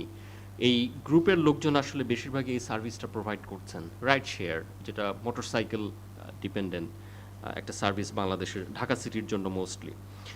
বাট সেখানেও একটা বড় ধরনের সুযোগ আছে রেভিনিউ জেনারেট করা সরকারের দিক থেকে, যে শুধুমাত্র একটা ড্রাইভিং লাইসেন্স থাকলে সেই সার্ভিস প্রোভাইড করতে পারছে, কিন্তু সেখান থেকে সরকার ডিরেক্টলি কোনো রেভিনিউ জেনারেট করতে পারছে না। এটা হতে পারে যে এনভিআর এর মাধ্যমে অথবা রেভিনিউ ডিপার্টমেন্টের মাধ্যমে, যে তারা মান্থলি অথবা ইয়ারলি একটা অ্যানুয়াল ফি দেওয়া, এবং একই সাথে একটা সেফটি মেজারমেন্টে যাওয়া, যে অনেক ফিমেল অনেকেই এই সার্ভিসটা নিয়ে থাকেন, বাট সেখানে আমরা কোনো ধরনের সেফটি মেজারমেন্ট সেভাবে দেখি না। আমার ওয়াইফও বিভিন্ন সময় আমাকে সাবধান করেন যে না, এই রাইড শেয়ার মোটরসাইকেলে তুমি উঠবা না, there are something wrong. Certainly accident is there which is uneven, হয়তো বা একটা ইভেন্ট, বাট তারপরেও একটা সেফটি মেজার, যে ড্রাইভারকে ঠিক আছে সে কী ধরনের সার্ভিস প্রোভাইড করছে সেটা নিয়ে হয়তো অনেকের আইডিয়া নেই। সো আমার মেইন যে বিষয়টা আসলে যে এই ইনফর্মাল যে অ্যারেঞ্জমেন্ট যেটা এখন আছে, ইনফর্মাল যে অ্যাক্টিভিটি আছে, এই ইনফর্মাল অ্যাক্টিভিটিকে আমরা ফর্মালাইজ কিভাবে করতে পারি। বিভিন্ন স্ট্যাটিস্টিক্স আমরা দেখি, যেটা এডিবি বা ওয়ার্ল্ড ব্যাংকের বিভিন্ন ডেটায় আমরা দেখতে পাই, রাফলি 30% আমাদের ইনফর্মাল ইকোনমি এখনও জিডিপিতে অ্যাকাউন্ট না, সেখানে আসছে না। সো আমরা সেই গ্যাপটা কিভাবে ফিল আপ করতে পারি, যেটা যুব প্রশিক্ষণ কেন্দ্রের মহাপরিচালক ছিলেন, বিভিন্ন ধরনের প্রোগ্রামের কথা উনি বলেছেন, বাট নতুন কী ধরনের প্রোগ্রাম নিলে বা নতুন কোনো ইনস্টিটিউশনাল অ্যারেঞ্জমেন্টের মাধ্যমে আমরা কিভাবে আসলে এই জিনিসটা সমাধান করতে পারি, সেটাই আমার মূল বিষয়। এখন এটা কি ইয়ুথ ট্রেনিং সেন্টার বা যুব প্রশিক্ষণ কেন্দ্রের মাধ্যমে আসবে, নাকি এটা নতুন কোনো ইনস্টিটিউশনাল ফ্রেমওয়ার্ক আমাদের দরকার আছে, সেটা আলোচনার বিষয়, বা সেটা পলিসি মেকাররা সেটা হয়তো ডিফাইন করতে পারবেন। আমি শেষ করতে চাই বলে যে আমাদের এখন যেই আনএমপ্লয়মেন্ট সিচুয়েশন বাংলাদেশে, বিভিন্ন স্ট্যাটিস্টিক্স যেটা আমাদেরকে বলছে যে এখনকার যে ইউনিভার্সিটিগুলো আমাদের আছে, যেটা বেসিক্যালি শিক্ষিত বেকার আসলে প্রডিউস করছে, বিভিন্ন নাম্বার আমরা দেখি, last 3 years রাফলি 20 lakhs unemployed students এখানে আছে। এখন আমাদের কাছে এই আনএক্সপ্লোরড যে সেক্টরগুলো আছে, আমরা ফর্মালাইজের মাধ্যমে কিভাবে আসলে তাদেরকে এমপ্লয়মেন্ট জেনারেশনের ভিতরে নিয়ে আসব, আমার মনে হয় এখনকার সময়ে আমাদের কাছে মূলত আলোচনার বিষয় সেটাই হওয়া উচিত। Thank you very much. জি, ধন্যবাদ ডক্টর তাপস কুমার পাল। আমি এখন চাল ডালের ব্যবস্থাপনা পরিচালককে, যে আমরা অলমোস্ট আর 4-5 জন আছি, তারপর শেষ। জি, থ্যাংক ইউ। আমরা খুব তাড়াহুড়ায় আছি প্রোগ্রামটা শেষ করে দেওয়ার জন্য মনে হচ্ছে। হ্যাঁ, কিন্তু বেসিকলি আমার কাছে মনে হয় যে আসলে ইউথ জিনিসটা আমরা আসলে লিপ সার্ভিস দিই। হ্যাঁ, এটা আমাদের 1,82 লক্ষ লোক আছে, যে তাদের জন্য কিছু একটা করতে চাই। আচ্ছা, করলাম, একটা সেমিনার করলাম, কয়টা ট্রেনিং প্রোগ্রাম করলাম, হয়ে গেল। এই ট্রেনিং প্রোগ্রামের আসলে রেজাল্ট কি? হ্যাঁ, আমরা এতজন মানুষকে XYZ গাড়ির মেকানিক হিসেবে ট্রেনিং করতেছি। হ্যাঁ, $1.5 million নাকি ইনকাম করছে। এটা কীভাবে ভেরিফাইড? তারা কত টাকা ট্যাক্স দিছে? That is my question. Let us find out যে আমাদের ট্রেনিং যে দিচ্ছি, আমাদের তো ট্যাক্সের টিন আছে, টিন করে দিই প্রত্যেকটাকে, তারপরে দেখি যে আমাদের ট্রেনিং প্রোগ্রামগুলোর কী। এবং আমি মনে করি যে বাংলাদেশে আসলে গত 10 বছরে যে ট্রেনিং হয়েছে, তার মধ্যে 90%ই আসলে is a form of subsidy or form of keeping people busy, but I don't think it generates any value. এবং জিনিসটা হলো যে আমরা মনে করি যে কম্পিউটারে মাইক্রোসফট ওয়ার্ড শেখায় দিলেই আমরা একটা কম্পিউটার ট্রেনিং করে দিলাম। The world has moved. আমাদের এখন যে এআই যে আমরা ইউজ করতেছি, এটাও কিন্তু একটা সফটওয়্যার। আমরা মাইক্রোসফট উইন্ডোজ ইউজ করতেছি, এটাও একটা সফটওয়্যার। আপনি দেখুন মাইক্রোসফটের 1 লাখ ইঞ্জিনিয়ার আছে, তার মধ্যে বাংলাদেশি ইঞ্জিনিয়ার কয়জন আছে? That is what the achievement is. আমাদের এখানে আমাদের যে ফ্রিল্যান্সিংয়ের বলা হচ্ছে, আমি কয়েকদিন আগে একটা নিউজ দেখতেছিলাম, ক্লিপ দেখছিলাম, যে ফ্রিল্যান্সিং আসলে বাংলাদেশ হয়ে গেছে যে অনেক স্ক্যামার একটা গ্রামের মধ্যে স্ক্যাম করতেছে, বিদেশিদেরকে কল করে ক্রেডিট কার্ড নাম্বার করতেছে, এবং that is the inspiration for them, right? So আমরা যে ফ্রিল্যান্সিং ইনকাম বলছি, হ্যাঁ, আমরা কি does Bangladesh want a reputation like Nigeria, যে ইমেল করে স্ক্যাম করবে? হ্যাঁ, আমরা তো আসলে এই রেপুটেশন চাই না। So we need to look into what is going on in the name of freelancing income. And I think যে এখানে যে মানে আর কি এআই বলতেছি, এআইতে আসলে আমাদের উই উইল গেট হার্ট, হ্যাঁ, কারণ আমাদের অনেকেই হয়তো কষ্ট করে গ্রাফিক ডিজাইন শিখেছে। We will get heart, but it is also a good opportunity for us to train hour youth. So আমি সব নেগেটিভই বলতে যাচ্ছি না, আমাদের দের ওয়াজ রিজন যে ইউথ এবং ক্রিয়া একই সাথে একটা মন্ত্রণালয়ে করা হয়েছে, কারণ আসলে ইউথদের জন্য what is important is inspiration, হ্যাঁ, এবং ইউথকে বিজি রাখাটা হলো গিয়ে আসলে ইম্পর্টেন্ট, কিন্তু বিজি শুধু জাস্ট লিপ সার্ভিস দিয়ে বিজি না, কিংবা আসলে we need to target exceptionalism. So my question, এখানে আমাদের ক্রীড়া মন্ত্রণালয়ের সচিব স্যার আছেন, যে বাংলাদেশ এই পর্যন্ত অলিম্পিকে একটা মেডেল জিতে নাই, what are we doing about this? হ্যাঁ, এবং এইটা কেন আমাদের ফোকাস না? Why are we focused on quality, why are we focused on quantity? হ্যাঁ, বাংলাদেশ মানে আমাদের আসলে I think we need to change the strategy, we need to focus on the people who are doing the work. আমাদের দেশে একটা ছেলে আছে গাড়ি বানায় ফেলছে, আরেকটা টিম সেনকে পাইলাম যে আন্ডার ওয়াটার সাবমেরিন দিয়ে ইয়ে করতেছে। এরকম যে কোম্পানিগুলো আছে, এই কোম্পানিগুলোর উপরে আমরা ইনভেস্ট করতে পারতেছি না। একটা গাড়ি বানায় সেকেন্ড গাড়ি বানানোর টাকা পাচ্ছে না। কেন পাচ্ছে না? ব্যাংকিং সেক্টরে 1,60,000 কোটি আমাদের অ্যাসেট, তার মধ্যে $60 বিলিয়ন ইজ ভ্যানিশড। হ্যাঁ, আমরা আসলে কোনো চিন্তা না করে ইনভেস্ট করে যাচ্ছি, and we are not investing on the potential যেখানে আর কি এমপ্লয়মেন্ট ক্রিয়েট হতে পারে। সো এখানে আমাদের এক্সপেরিমেন্ট করতে হবে, এখানে আমাদের একটু বোল্ড হতে হবে, এবং এখানে আমাদেরকে we need to find out the exceptions and double down, triple down on the exception. Thank you. তো উম্মে ফাতেমার সমন্বয়ক, বৈষম্য বিরোধী ছাত্র আন্দোলন।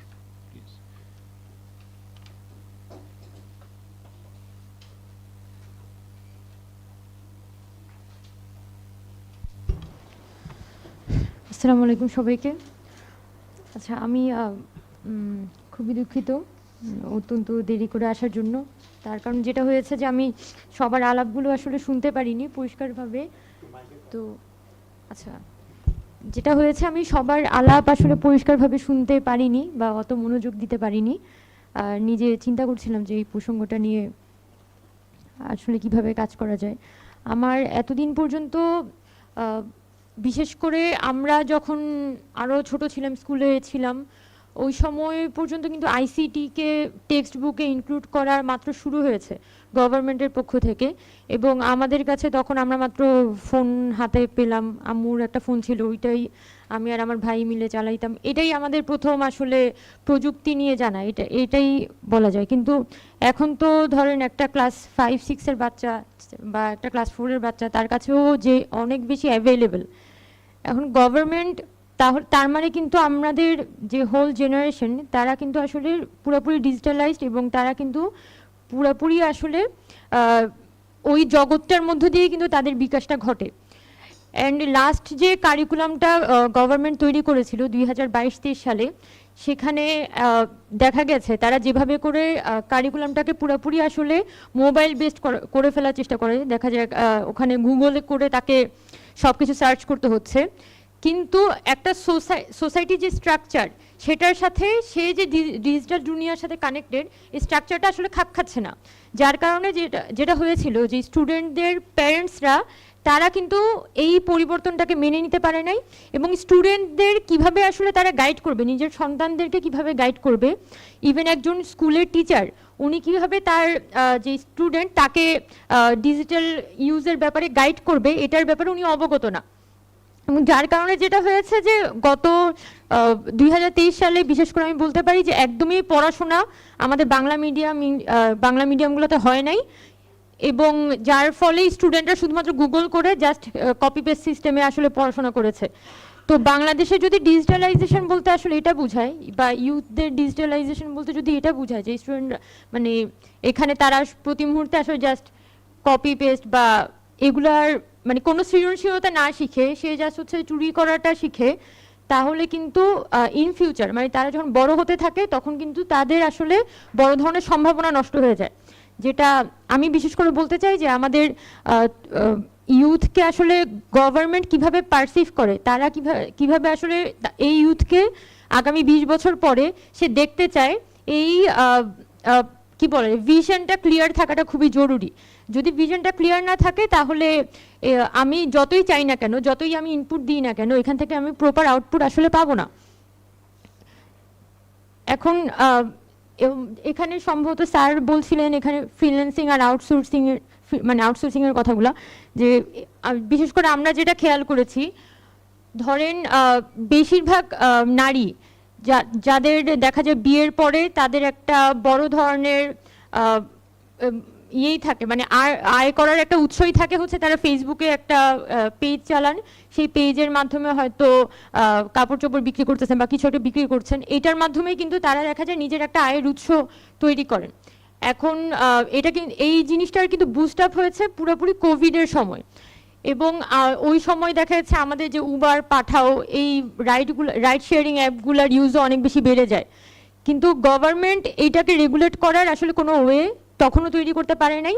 বরং উবার আর পাঠাওয়ের ক্ষেত্রে যেটা তারা করেছিল, আগে এই রাইডগুলো কিছুটা চিপ ছিল, সাধারণ মানুষ দেখা যেত যে এই মোটরসাইকেলে করে বিভিন্ন জায়গায় যাওয়া আসা করতে পারতো।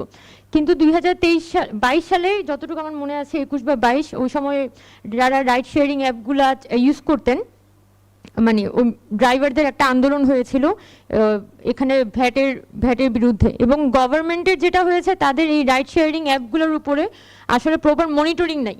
সে যেটা চেষ্টা করেছিল ওই সময় একটা ট্যাক্স বসিয়ে দেওয়ার বিপরীতে দেখা যায় সে 5% ট্যাক্স বসাচ্ছে, এই রাইড শেয়ারিং অ্যাপগুলো সেটার বিপরীতে জনগণ থেকে আরও 20-25% টাকা এক্সট্রা নিচ্ছে। ঘটনা কিন্তু এটা ঘটতো, এবং এটার ফলে কোনো ধরনের মনিটরিং থাকতো না, এবং এটার ফলাফল আসলে কি দাঁড়ায়, যেটা আমরা যারা সার্ভিসটা পাই তাদের ক্ষেত্রে কি দাঁড়ায়, দেখা যাচ্ছে বেশিরভাগ রাইডার তারা পাঠাও বা উবারে হয়তো তাদের এনরোলড আছে, তারা রেজিস্টার্ড, কিন্তু যখন মানে কি বলবো যখন হচ্ছে যে কাস্টমার আসে তখন দেখা যাচ্ছে তারা ওই লাইটটা অফ করে তারা জাস্ট ট্যাক্সটা না দিয়ে তারা ইয়েকে নিয়ে যায়, কম টাকায় যাত্রীকে নিয়ে যায়। তার মানে একটা 2 নম্বরই পদ্ধতি এখানে কিন্তু ঢাকা শহরে 22 সালের শুরু থেকেই তৈরি হয়ে যায়, কারণ গভর্নমেন্টের কোনো ধরনের রেগুলেশন ছিল না, এবং গভর্নমেন্ট ড্রাইভারদেরকে কোনো প্রকার হেল্প না করে শুধুমাত্র একটা ট্যাক্স বসিয়ে এই মানে এই যে রাইড শেয়ারিং অ্যাপগুলোকে কন্ট্রোল করার চেষ্টা করেছিল।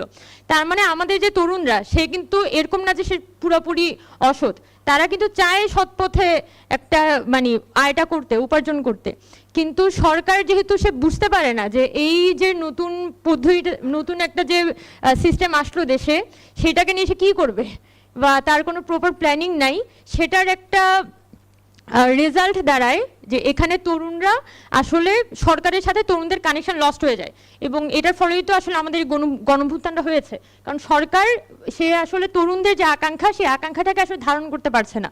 তো আমি এখানে বিশেষ করে গভর্নমেন্টের কাছেও এটা আশা করব যে তারা এই যে স্যার খুব সুন্দর করে বলেছেন, আমি তো অত ভালো করে বলতে পারছি না, স্যার খুব সুন্দর করে বলেছেন যে এখানে যে এত ফ্রিল্যান্সার তারা যে এতভাবে দেশে টাকা আনছে, এত ধরনের বিজনেস এখানে হচ্ছে, এটার উপর সরকারের কোনো ধরনের রেগুলেশন নাই।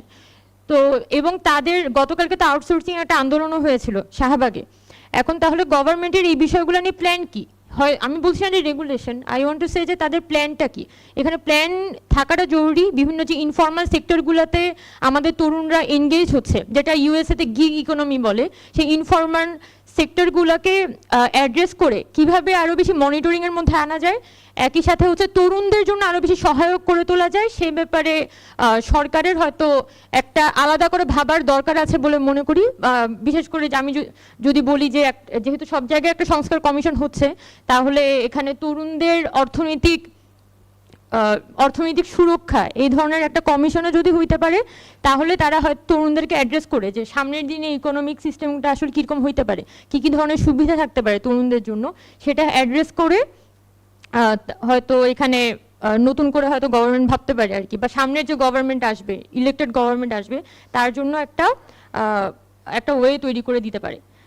আর এখানে আমি পুরো জিনিসটা যখন বলছি তরুণদের কথা বলছি তখন কিন্তু এখানে নারীও ইনক্লুডেড, বিকজ আমি যেটা খেয়াল করেছি যে এখানে এই ইকোনমিটা খুব বেশি ডিফারেন্ট নাই। নারীদের ক্ষেত্রেও তারা যেভাবে অনলাইনটাকে ব্যবহার করে ইনকাম করার চেষ্টা করেছেন এটা মোটামুটি সিমিলার, মানে তরুণদের মধ্যে ওই নারী ক্যাটাগরিটাও পড়ে। তো আলাদা করে এখানে আমি আইডেন্টিফাই করার কিছু দেখছি না, বরং এখানে 2010-এর পর অনেক বেশি ইনফর্মাল সেক্টর তৈরি করে হয়েছে, যে ইনফর্মাল সেক্টরগুলো মধ্যে নারী এবং আমাদের যে একটা বিশাল অংশের তরুণ তারা এনগেজড, এবং এই সেক্টরটা আসলে কোনোভাবেই গভর্নমেন্ট রিড করতে পারে নাই শুধুমাত্র ট্যাক্স দেয়া এবং অবৈধ পথে একটা ইনকাম করার চেষ্টা করার কারণে এই যে পুরা সেক্টরটা সেটা আসলে আননোটিস থেকে গেছে। এবং হয়তো আমাদের যে বর্তমান ইন্টারিম গভর্নমেন্ট আছে তারা চেষ্টা করলে একটা মনিটরিং সিস্টেম বা এখানে তরুণদের জন্য সহায়ক একটা গাইডলাইন হয়তো তারা তৈরি করতে পারে, এটা আমার মতামত। ধন্যবাদ সবাইকে। জি, ধন্যবাদ উমামা ফাতেমাকে। শামস মাহমুদ, জি। আসসালামু আলাইকুম সবাইকে।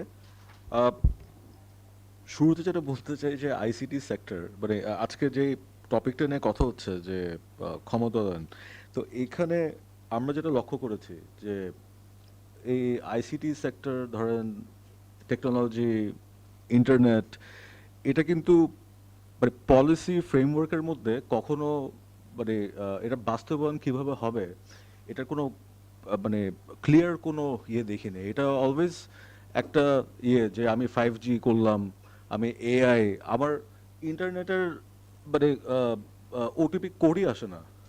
হ্যাঁ, আমার যে ট্রেড লাইসেন্সের যে বারকোডটা দেয় ওটা স্ক্যান করে আপনি দেখেন কি আসে, জাস্ট পয়েন্টলেস। মানে for us ICT sector has been use as a tool for us, and এটার জন্যই এত ডিসকানেক্ট বিটুইন মানে পলিসি এখানে। কারণ এখানে তিনটা স্তর আছে, একটা হলো গভর্নমেন্ট, একটা হলো প্রাইভেট সেক্টর অ্যান্ড প্লেয়ার্স যারা এখানে ইনভেস্টমেন্ট করছে, এটা নিয়ে কাজ করছে, অ্যান্ড একটা হলো যে ইউজার্স।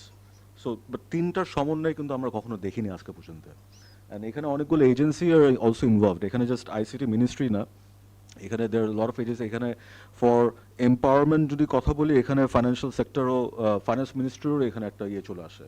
অ্যান্ড ওখানেও we see a huge disconnect, কারণ যেটা শুনে আসছি অ্যান্ড যেটা বাস্তবে দেখছি দের is a huge disconnect. For example, এখানে আমি যে এম্পাওয়ার করব, আমরা সবসময় শুনে আসছি যে ক্যাশলেস সোসাইটি, ডিজিটাল বাংলাদেশ, মানে সব transaction will be accounted for মানে কী জন্যে? For transparency, for accountability. But unfortunately আমরা যেখানে এই কথাগুলো বলছি, এখানে স্যার একটা কথা বললো যে ইনফর্মাল সেক্টর। সো আমি যেহেতু ঢাকা চেম্বারের প্রেসিডেন্ট ছিলাম, আমি এসএমইর ইয়েটা একটু অ্যাড্রেস করতে চাই এখানে। আমাদের অনেক দিন ধরে একটা ছিল গভর্নমেন্টের সাথে যে আপনারা মোবাইল ফাইন্যান্সিয়াল সার্ভিস যখন এনকারেজ করছেন, আর যেখানে you can see that the number of users are increasing, আর ডিজিটাল সার্ভিস যারা নেয় ওনারাই কিন্তু এটা ইউজ করে মেনলি এমএফএস এর সাথে জড়িত, মানে দ্য সার্ভিস। তাহলে আপনারা কেন এই আমার যে ব্যাংকে লোন নেওয়ার সময় সিআইবি রিপোর্টটা যে নেন, এই ডিজিটাল সার্ভিস যারা নিচ্ছে, এমএফএসে যারা ট্রানজাকশনগুলো করছে, ওইটার জন্য ডিজিটাল সিআইবি কেন নিচ্ছেন না? যদি এটা করেন, দেন যে উদ্দেশ্যে এই সব পলিসি নেওয়া হচ্ছে, যা করা হচ্ছে, এম্পাওয়ারমেন্ট করা হচ্ছে, তখন ইনফর্মাল সেক্টরকেও আপনি একটা ফর্মাল রূপ দিচ্ছেন, plus you create the platform where they can, based on the informal nature of my business, but I can access the bank for official funding and financing. এইভাবেই কিন্তু it should have gotten grown, কিন্তু unfortunately আমরা এটা দেখিনি। there might be issues, there might be মানে এটা enable করতে কি লাগবে, there might be issues, but এটা কিন্তু একটা ভালো একটা জিনিস। তখন ইভেন আমাদের যদি সার্ভেও করতে লাগে, আমি কিন্তু দেখতে পারি যে ডিজিটাল ট্রানজাকশন করে হুজ পোটেনশিয়াল, অ্যান্ড তখন if you want to invest, for example as a private sector entity, মানে সরকার সব কিছু করে দেবে না আমাদের জন্য, private sector also needs to play a big part. আমি কিন্তু তখন দেখতে পারবো যে ও যেটা বলছে যে ওর এই প্ল্যাটফর্মটা মানে এত কিছু করেছে, আমি কিন্তু তখন ডিজিটাল ট্রানজাকশন দেখে মানে বুঝতে পারবো যে what is the potential. And even a Angel investor, বাংলাদেশে না বাইরের ইনভেস্টরও কিন্তু এরকম একটা গ্রুপ করে we can work on that. The other thing is যে আমরা মানে যখনই দেখি যে গভর্নমেন্টের specially when the government get involved, এখানে ওনারা কিন্তু ফিডব্যাক নেয় না unfortunately from the end user, মানে হোয়াট উই ওয়ান্ট। আর এখানে যে প্রসেসগুলো করে এখানে কিন্তু transparency unfortunately is not present, which is another big problem. For example বিটিআরসিতে আমি একবার গিয়েছিলাম for this work, and that was my first and last time. কারণ CPTU was always encouraged as the, মানে অনেক অ্যাওয়ার্ডও পেয়েছে মানে সিপিটিইউ যে for being in transparency and accountability, but ওটা নিয়মটা ছিল মানে ওখানে বেসিক্যালি যেটা হয়েছিল টেন্ডার প্রসেসটা পুরো ম্যানিপুলেশন হচ্ছিল। So when I raise the complaint যে এখানে এই জিনিসটা হয়েছে, ওনারা বললো যে আপনি আই থিঙ্ক ডাইরেক্টর লেভেলে ফার্স্টে কমপ্লেন করবেন, 2 সপ্তাহ টাইম থাকে ফর দেম টু রেসপন্ড, তারপর আবার এরকম করে একটা স্টেপ করতে করতে উপরে যেতে লাগবে। বাই দ্যাট টাইম ওটা একনাকেও চলে গেছে, টেন্ডারের ইয়েও শেষ ছিল, it got passed, and so I saw first hand what the process is. মানে সিপিটি কিন্তু করা হয়েছিল for bringing accountability and answerability, but this was how it was used, and this was very unfortunate. So এরকম কিন্তু সব কিছুতে দেখেছি আমরা যে এই মানে আমরা বলছি একটা কিন্তু বাস্তবে হচ্ছে একটা জিনিস। অ্যান্ড আরেকটা জিনিস হলো যে যেমন গার্মেন্টস সেক্টরের কথা আমি যদি বলি, গার্মেন্টস সেক্টরে কিন্তু এখন অনেকগুলো ফাইন্যান্সিয়াল কোম্পানি আসছে, মাইক্রো লোন দিচ্ছে এগেনস্ট আমার যিনি স্যালারি যে আছে ওর এগেনস্টে। এখন I am not against them মানে লেভারেজিং ওদের salary to get further funds, কিন্তু ওদের ফাইন্যান্সিয়াল ম্যানেজমেন্টের উপরও দে নিড টু আন্ডারস্ট্যান্ড। কারণ একটা লোক যখন দেখবে যে আমি আমার স্যালারি এগেনস্টে আই ক্যান টেক 80% লোন, ও নিয়ে নিল, কিন্তু এটা যে pay back the interest, the fine print, এইটা কিন্তু as a owner I don't want to deal with that. হ্যাঁ, কিন্তু এই সমস্যা কিন্তু ইন্ডাস্ট্রিতে অলরেডি আমরা দেখছি। তারপরে এই quick access to finance, easy access to finance, against এই টাইপের জিনিস একদম ক্যাসিনো, ওই অনলাইন যে ক্যাসিনো যে গেমগুলো থাকে ওখানে দেখি যে ওরা বেটিং করছে, ইয়ে করছে। সো এই টাইপের regulation is very also important. You can have everything but there has to be answerability. আমি যে ধরেন আমার ফাইবার ইয়ে কেটে ফেললো, এখন দের ইজ নো ইয়ে, যেমন একজন বললো যে আমাদের অফিসিয়াল ইমেল অ্যাড্রেস থাকে না, অ্যান্ড আই সাফার্ড। আমার মানে I had the entire thing, আমার অফিসিয়াল ইমেল অ্যাড্রেস আছে, আমি জীবনে চেক করি না, আমার জিমেল চেক করি। কারণ যেটা হয়েছিল যে সার্ভারে আমার একটা ডকুমেন্টের জন্য যখন ঢুকতে যাবো তখন দেখি সার্ভার ডাউন, ওদেরকে ফোন দিলাম, ওরা বললো যে ভাই এখন কিছু করার নাই। বাট আই ওয়াজ, ওইটার প্রবলেমটা আই ফেসড, সো ওটার জন্য আমি জিমেলে সব গুগল ড্রাইভে আপলোড করে রাখি। সো এই জিনিসগুলো কিন্তু because there is no accountability framework, redress সিস্টেমটা আমাদের নেই। We have a lot of things কিন্তু redress systemটা নেই। অ্যান্ড আরেকটা হলো যে দ্য ওয়ে ধরেন technology can be a great enabler, কিন্তু বাংলাদেশে যেটা আনফর্চুনেটলি আমরা দেখি যে যেমন এই ছোটো যে লোনের কথা বললাম, যদি ডিজিটাল ওটা ইউজ করা হয়, যেমন গার্মেন্টস সেক্টরে অনেক মহিলারা কোভিডের সময় কিন্তু লেফট দ্য জব মার্কেট, ওরা গার্মেন্টস ছেড়ে দেশের বাড়িতে গিয়ে ধরুন ছোটো একটা খামার করেছে, একটা বুটিক করেছে। ওনাদেরও কিন্তু for example, if we could just give them একটা ছোট একটা financial training of running a micro business, হ্যাঁ, it would have empowered them, but unfortunately ওটা নেই। হ্যাঁ, but they are doing the business, কিন্তু ওনারা যেটা potential ছিল ওটা রিচ করতে পারছে না। সো উই সি যে এরকম কতগুলো প্রবলেম আছে। অ্যান্ড আরেকটা হলো যে আমরা একটা লেবেল লাগিয়ে দিই সব কিছু, যে ঠিক আছে যুব সমাজের যাদের কাজ নেই ওনারা সবাই কৃষিতে কাজ করবে, অ্যাগ্রিকালচার সেক্টর, মানে এই লেবেল লাগিয়ে ঢালাওভাবে কথা বলাও has to be stopped. যেমন ফ্রিল্যান্সিং, মানে it seems so simple, but একটা মানে একটা স্মার্টফোনের দাম অনেক। তারপরে ওখানে নেটওয়ার্ক কাভারেজের ব্যাপার আছে, ওখানে চার্জিংয়ের একটা ব্যাপার আছে, তারপর the data is so expensive in Bangladesh, এটাও has to be accounted for. And data drop হলে দের ইজ নো রিড্রেস। মানে এখানেও we don't see the the ইয়ে is getting penalized, মানে গভর্নমেন্ট পেনালাইজ করছে, গভর্নমেন্ট টাকা পাচ্ছে, কিন্তু অ্যাজ এ কনজিউমার আমি কিন্তু কিছুই পাচ্ছি না।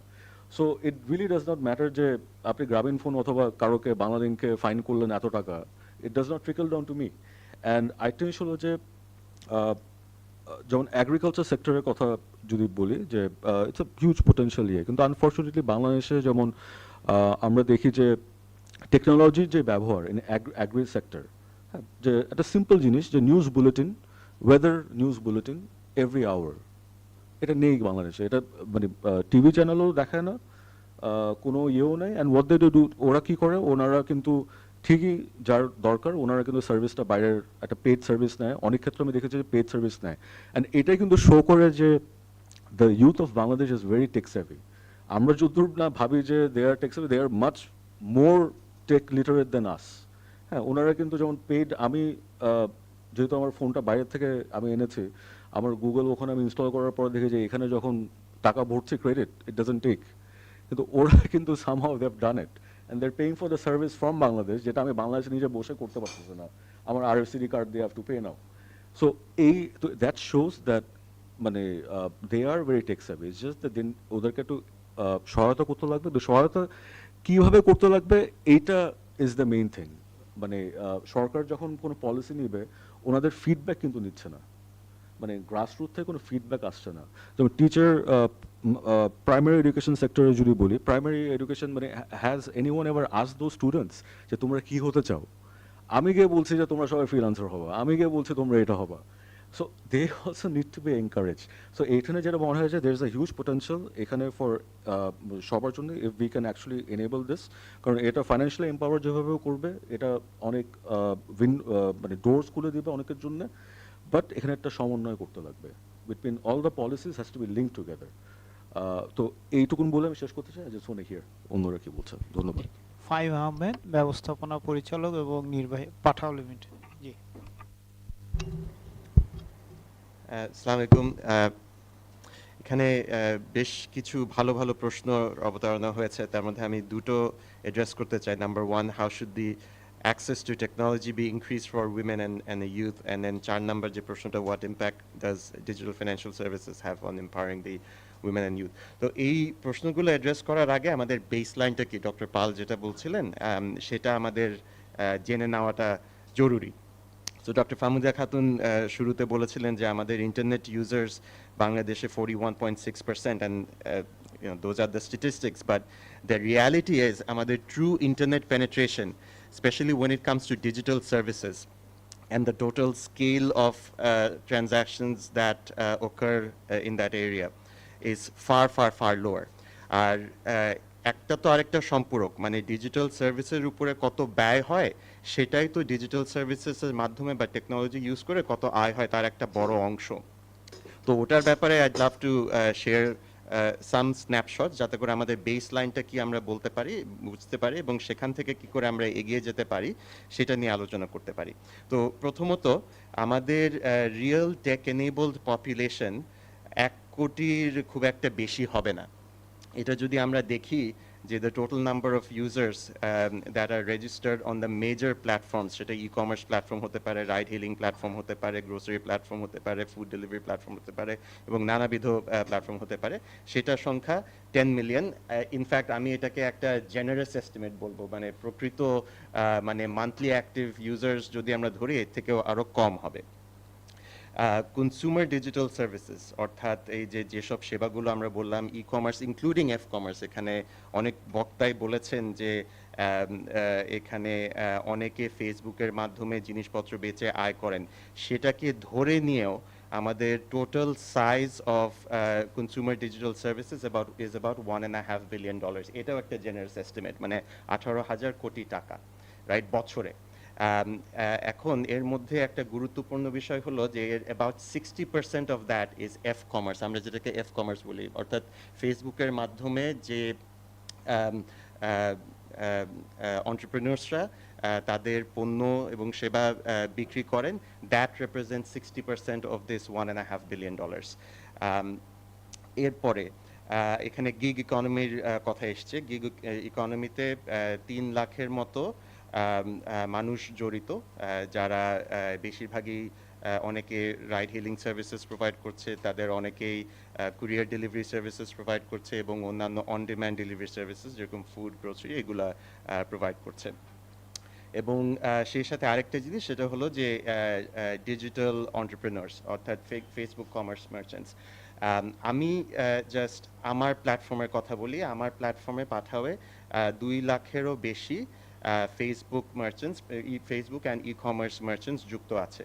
তো আমি যে টোটাল সাইজ আমার estimate of consumer digital services দিলাম অফ $1.5 বিলিয়ন, আমার এস্টিমেট অনুযায়ী about nearly 50% of that flows through the Pathao platform, or directly in the form of ride-hailing services or food delivery services or other essentials delivery services, or indirectly in the form of courier services. তো আমরা দেশব্যাপী deliver করি, including মানে একেবারে প্রত্যন্ত অঞ্চলে গ্রাম পর্যায় পর্যন্ত, এবং সেই ডেলিভারির সাথে সাথে আমরা ক্যাশটাও কালেক্ট করি। 97% of those deliveries are cash on delivery.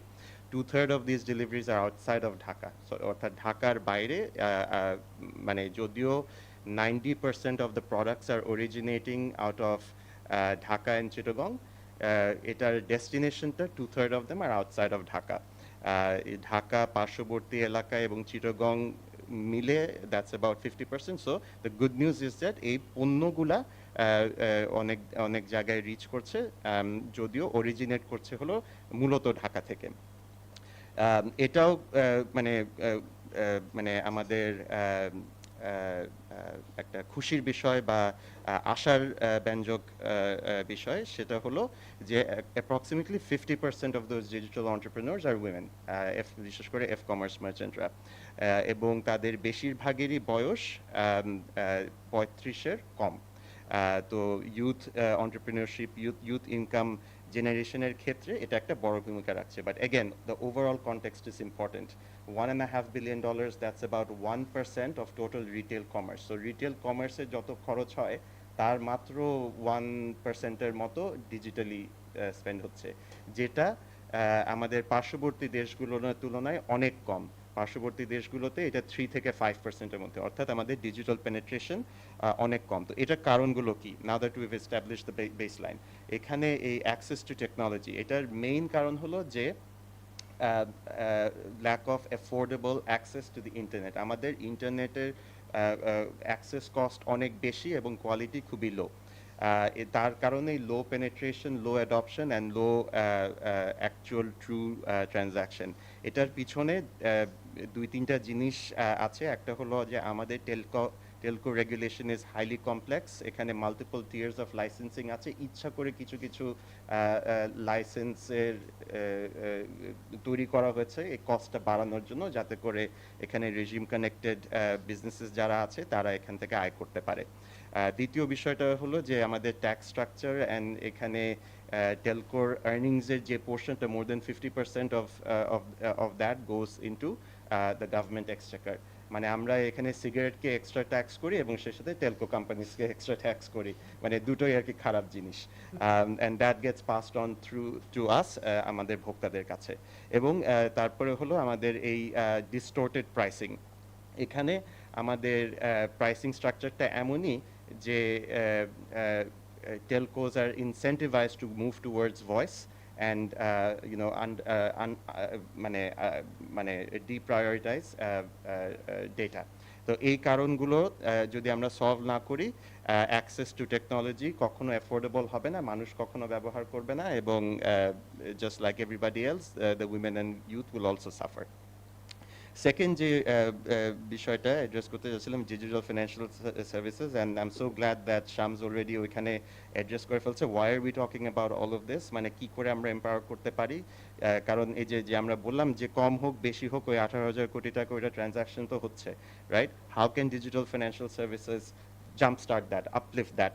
সেটা হলো যে আমরা এখানে কনসেন্ট বেসড ডেটা শেয়ারিংয়ের ফ্রেমওয়ার্কটা যদি তৈরি করি এবং ওইটার প্রাইসিংটা যদি নির্ধারণ করি, তাহলে এখানে আমরা এনেবল করতে পারবো যে আমার প্ল্যাটফর্মে যে ডেটাটা তৈরি হচ্ছে সেইটা ব্যবহার করে with the consent of the user, যেই কমার্স মার্চেন্ট এর ব্যবসার কারণে ওই ডেটাটা তৈরি হচ্ছে, সেইটা ব্যবহার করে একটা ব্যাংক বা ফিনান্সিয়াল ইনস্টিটিউশন ওটার এগেনস্টে লোন দিতে পারবে, এবং সেই লোনটা নিয়ে কমার্স মার্চেন্ট তাদের ব্যবসাকে আরও অগ্রসর করতে পারবে।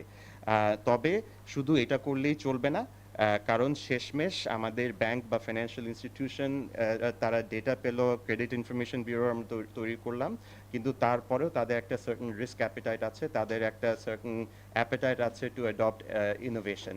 তো সেই কারণে আমাদের একটা ফ্রেমওয়ার্ক তৈরি করতে হবে, স্যান্ডবক্স তৈরি করতে হবে, যার মাধ্যমে non banks, non financial institutions can also, under the regulation and supervision of the regulatory authority, in this case the central bank, can extend that financing. তো এখানে শামস এখানে আর্নড ওয়েজ অ্যাক্সেসের কিছু চ্যালেঞ্জেসগুলো কথা বললো, absolutely that needs to B ব্রট under a sandbox, যাতে করে মানে এটা খারাপ একেবারেই না, খারাপ তো নাই, ইনফ্যাক্ট এটা তাদেরকে মানুষকে এনেবল করতে পারবে, কিন্তু সেটার একটা ফ্রেমওয়ার্ক তৈরি করতে হবে।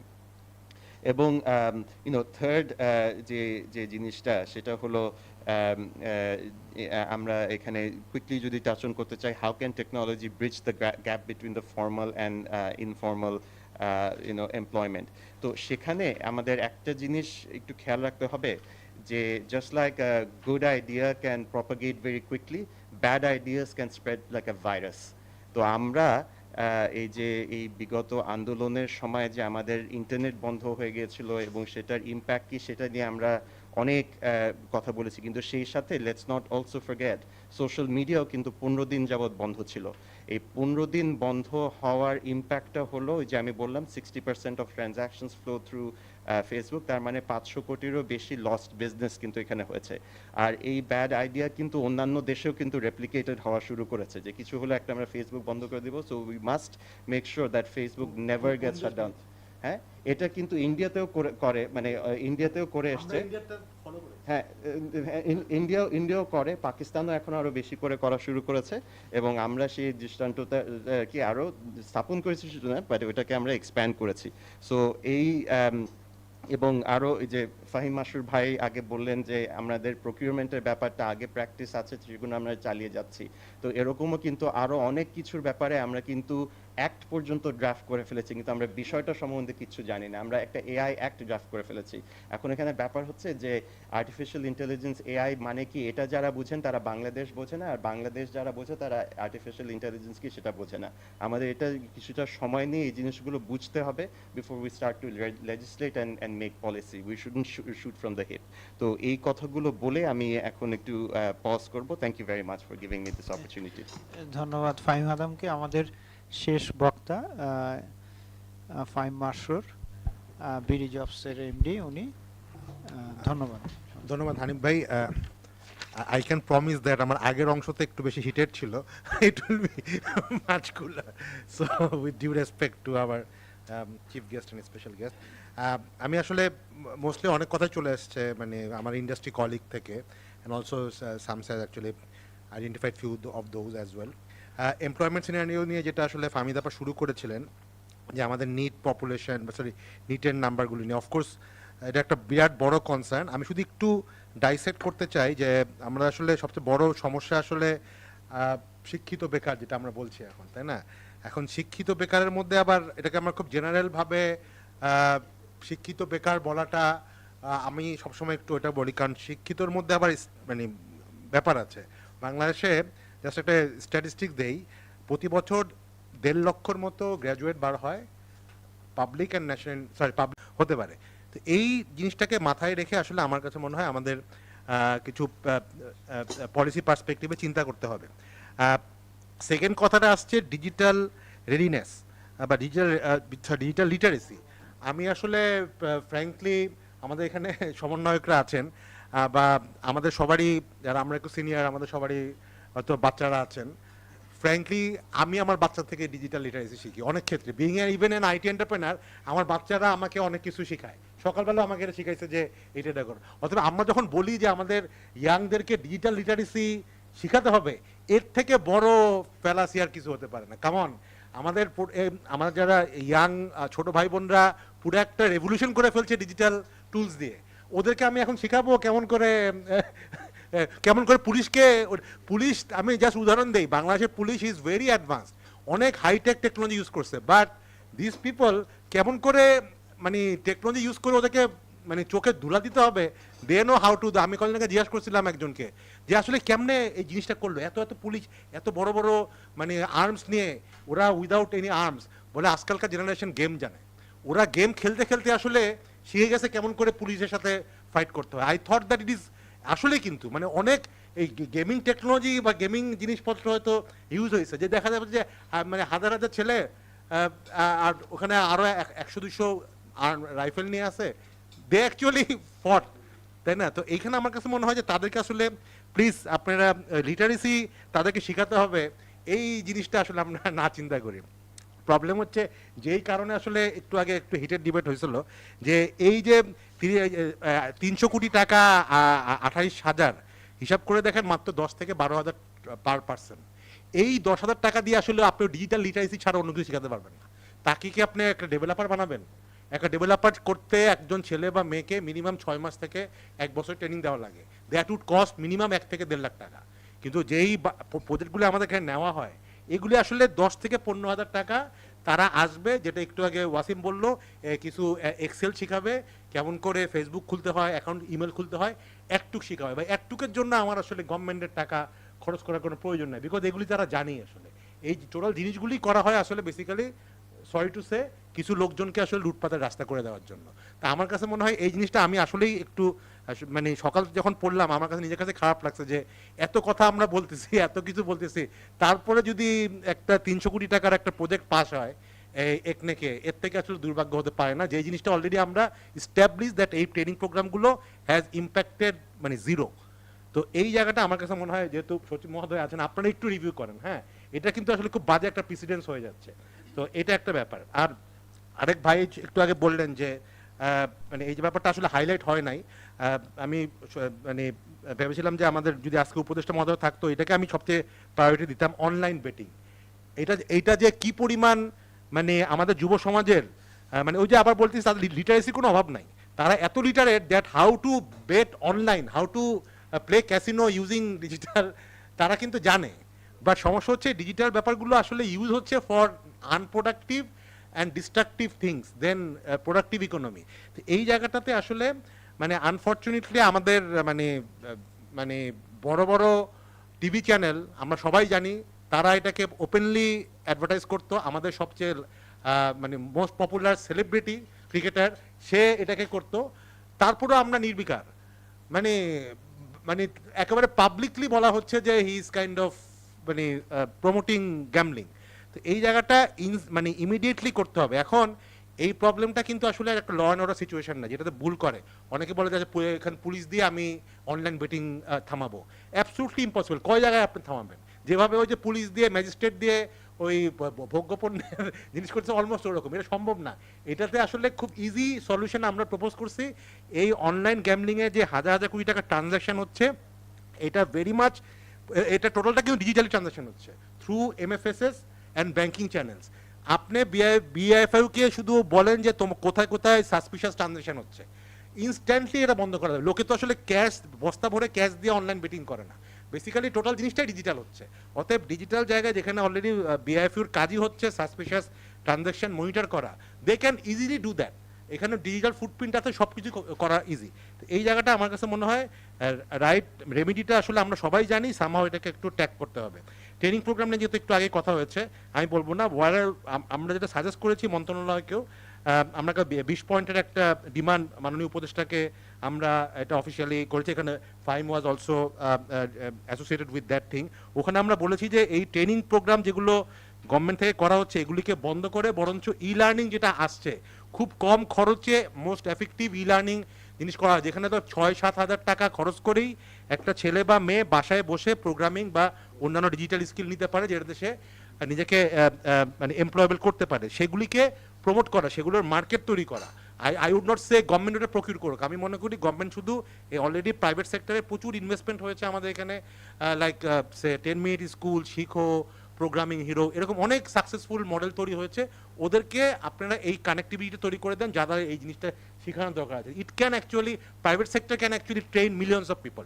এটার জন্য গভর্নমেন্টের আসলে 1 টাকা খরচ করার দরকার নাই। শুধুমাত্র একটু মানে কোয়ালিটিটা রেগুলেশন করার ব্যাপারে government can actually play a role. আর আরেকটা ব্যাপার দিয়ে আমি শেষ করি, আমার কাছে মনে হয় এই কথাটা অনেকবার আসছে, informal two formal.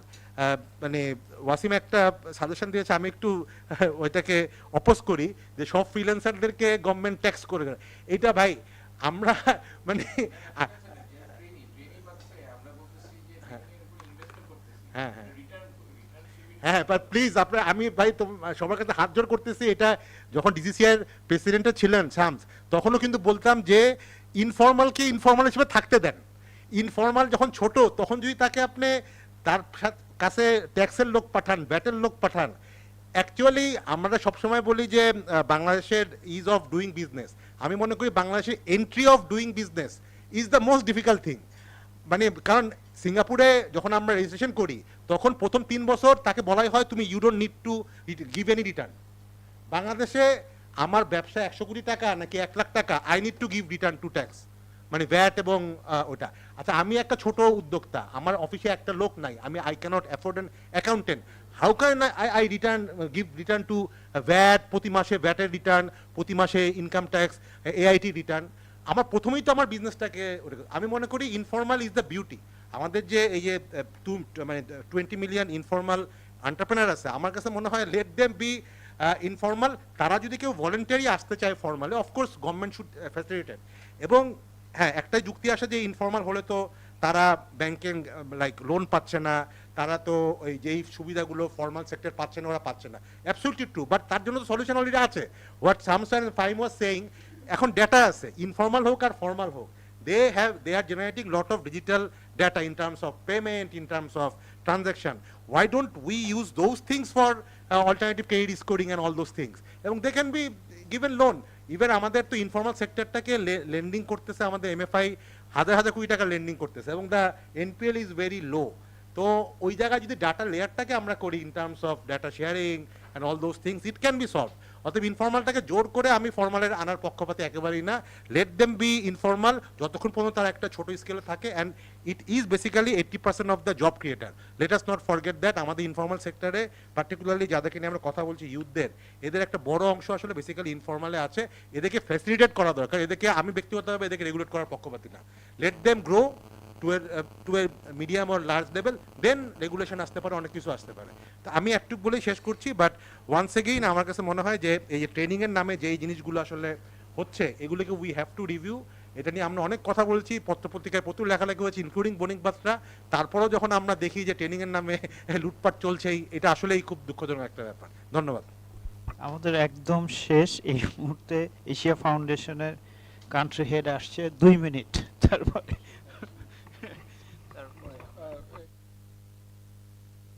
I could not manage my time. I'm usually not late ever, but this is one of the rare incidences. So সবার কাছে ক্ষমা প্রার্থী। কিন্তু আমি পুরোটাই শুনছিলাম গাড়িতে, so I feel empowered technologically, and but unfortunately I don't feel like a youth anymore. So there is a trade-off. So quickly যেগুলো আলাপ যেগুলো শুনেছিলাম, hopefully I can just add 2 points. একটা হচ্ছে যে আমাদের উইমেন এম্পাওয়ারমেন্ট প্রোগ্রাম থেকে যেটা one of the biggest learning was, specially একটা এক্সাম্পল দিয়ে বলি, প্রণোদনা যখন চলছিল উইমেন এম্পাওয়ারমেন্টদের জন্য, তখন একটা জিনিস আমরা রিয়েলাইজ করলাম যে there can be good policy, but there can't be, it doesn't translate into uptake.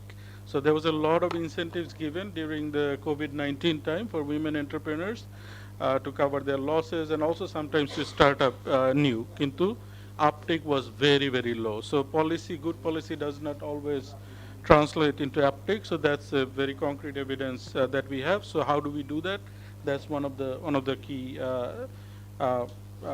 finding from our side. আরেকটা হচ্ছে যে ডিজিটাল এম্পাওয়ারমেন্টের সাথে digital safety and security is also very very important. So আমাদের কারেন্টলি ফর এক্সাম্পল গুগল ইনিশিয়েটিভের আন্ডারে we are going to train 70,000 women entrepreneurs in Bangladesh to really have women entrepreneurs safely doing their business, knowing what are their cybersecurity concerns and how to tackle that. So as we promote more women and youth into the digital realm, their safety and security and awareness of building on that, skill building on that, we believe is that very, very important. Arekta hocche tech for entrepreneurship itself. যেমন কয়েকদিন আগে আমি personally নিজেই climate change modelling এর কয়েকটা free technology দেখছিলাম। তো এর ভেতরে যেমন এনরোড একটা টেকনোলজি খুব famous, MIT base, basis free, এবং ওখানে আমি দেখছিলাম যে বাংলাদেশে ওটার কোনো অ্যাম্বাসেডার নাই। সো এই প্ল্যাটফর্মটা যেমন ইউজ করে you can actually train quite a lot of people and you can become a kind of en-road ambassador, which is a huge earning potential. Nepal, India, I saw quite a lot of people doing that. কিন্তু বাংলাদেশে আমি ওটা একজনও পেলাম না। So I actually want to be certified for that. আর একটা হচ্ছে no, I think for the time being, let's stop there. আমরা আমাদের বিশেষ অতিথিদের কাছে যাওয়ার আগে একটু ছবি নেব। আমি একটু 1 মিনিটের একটু বিরতি নিচ্ছি।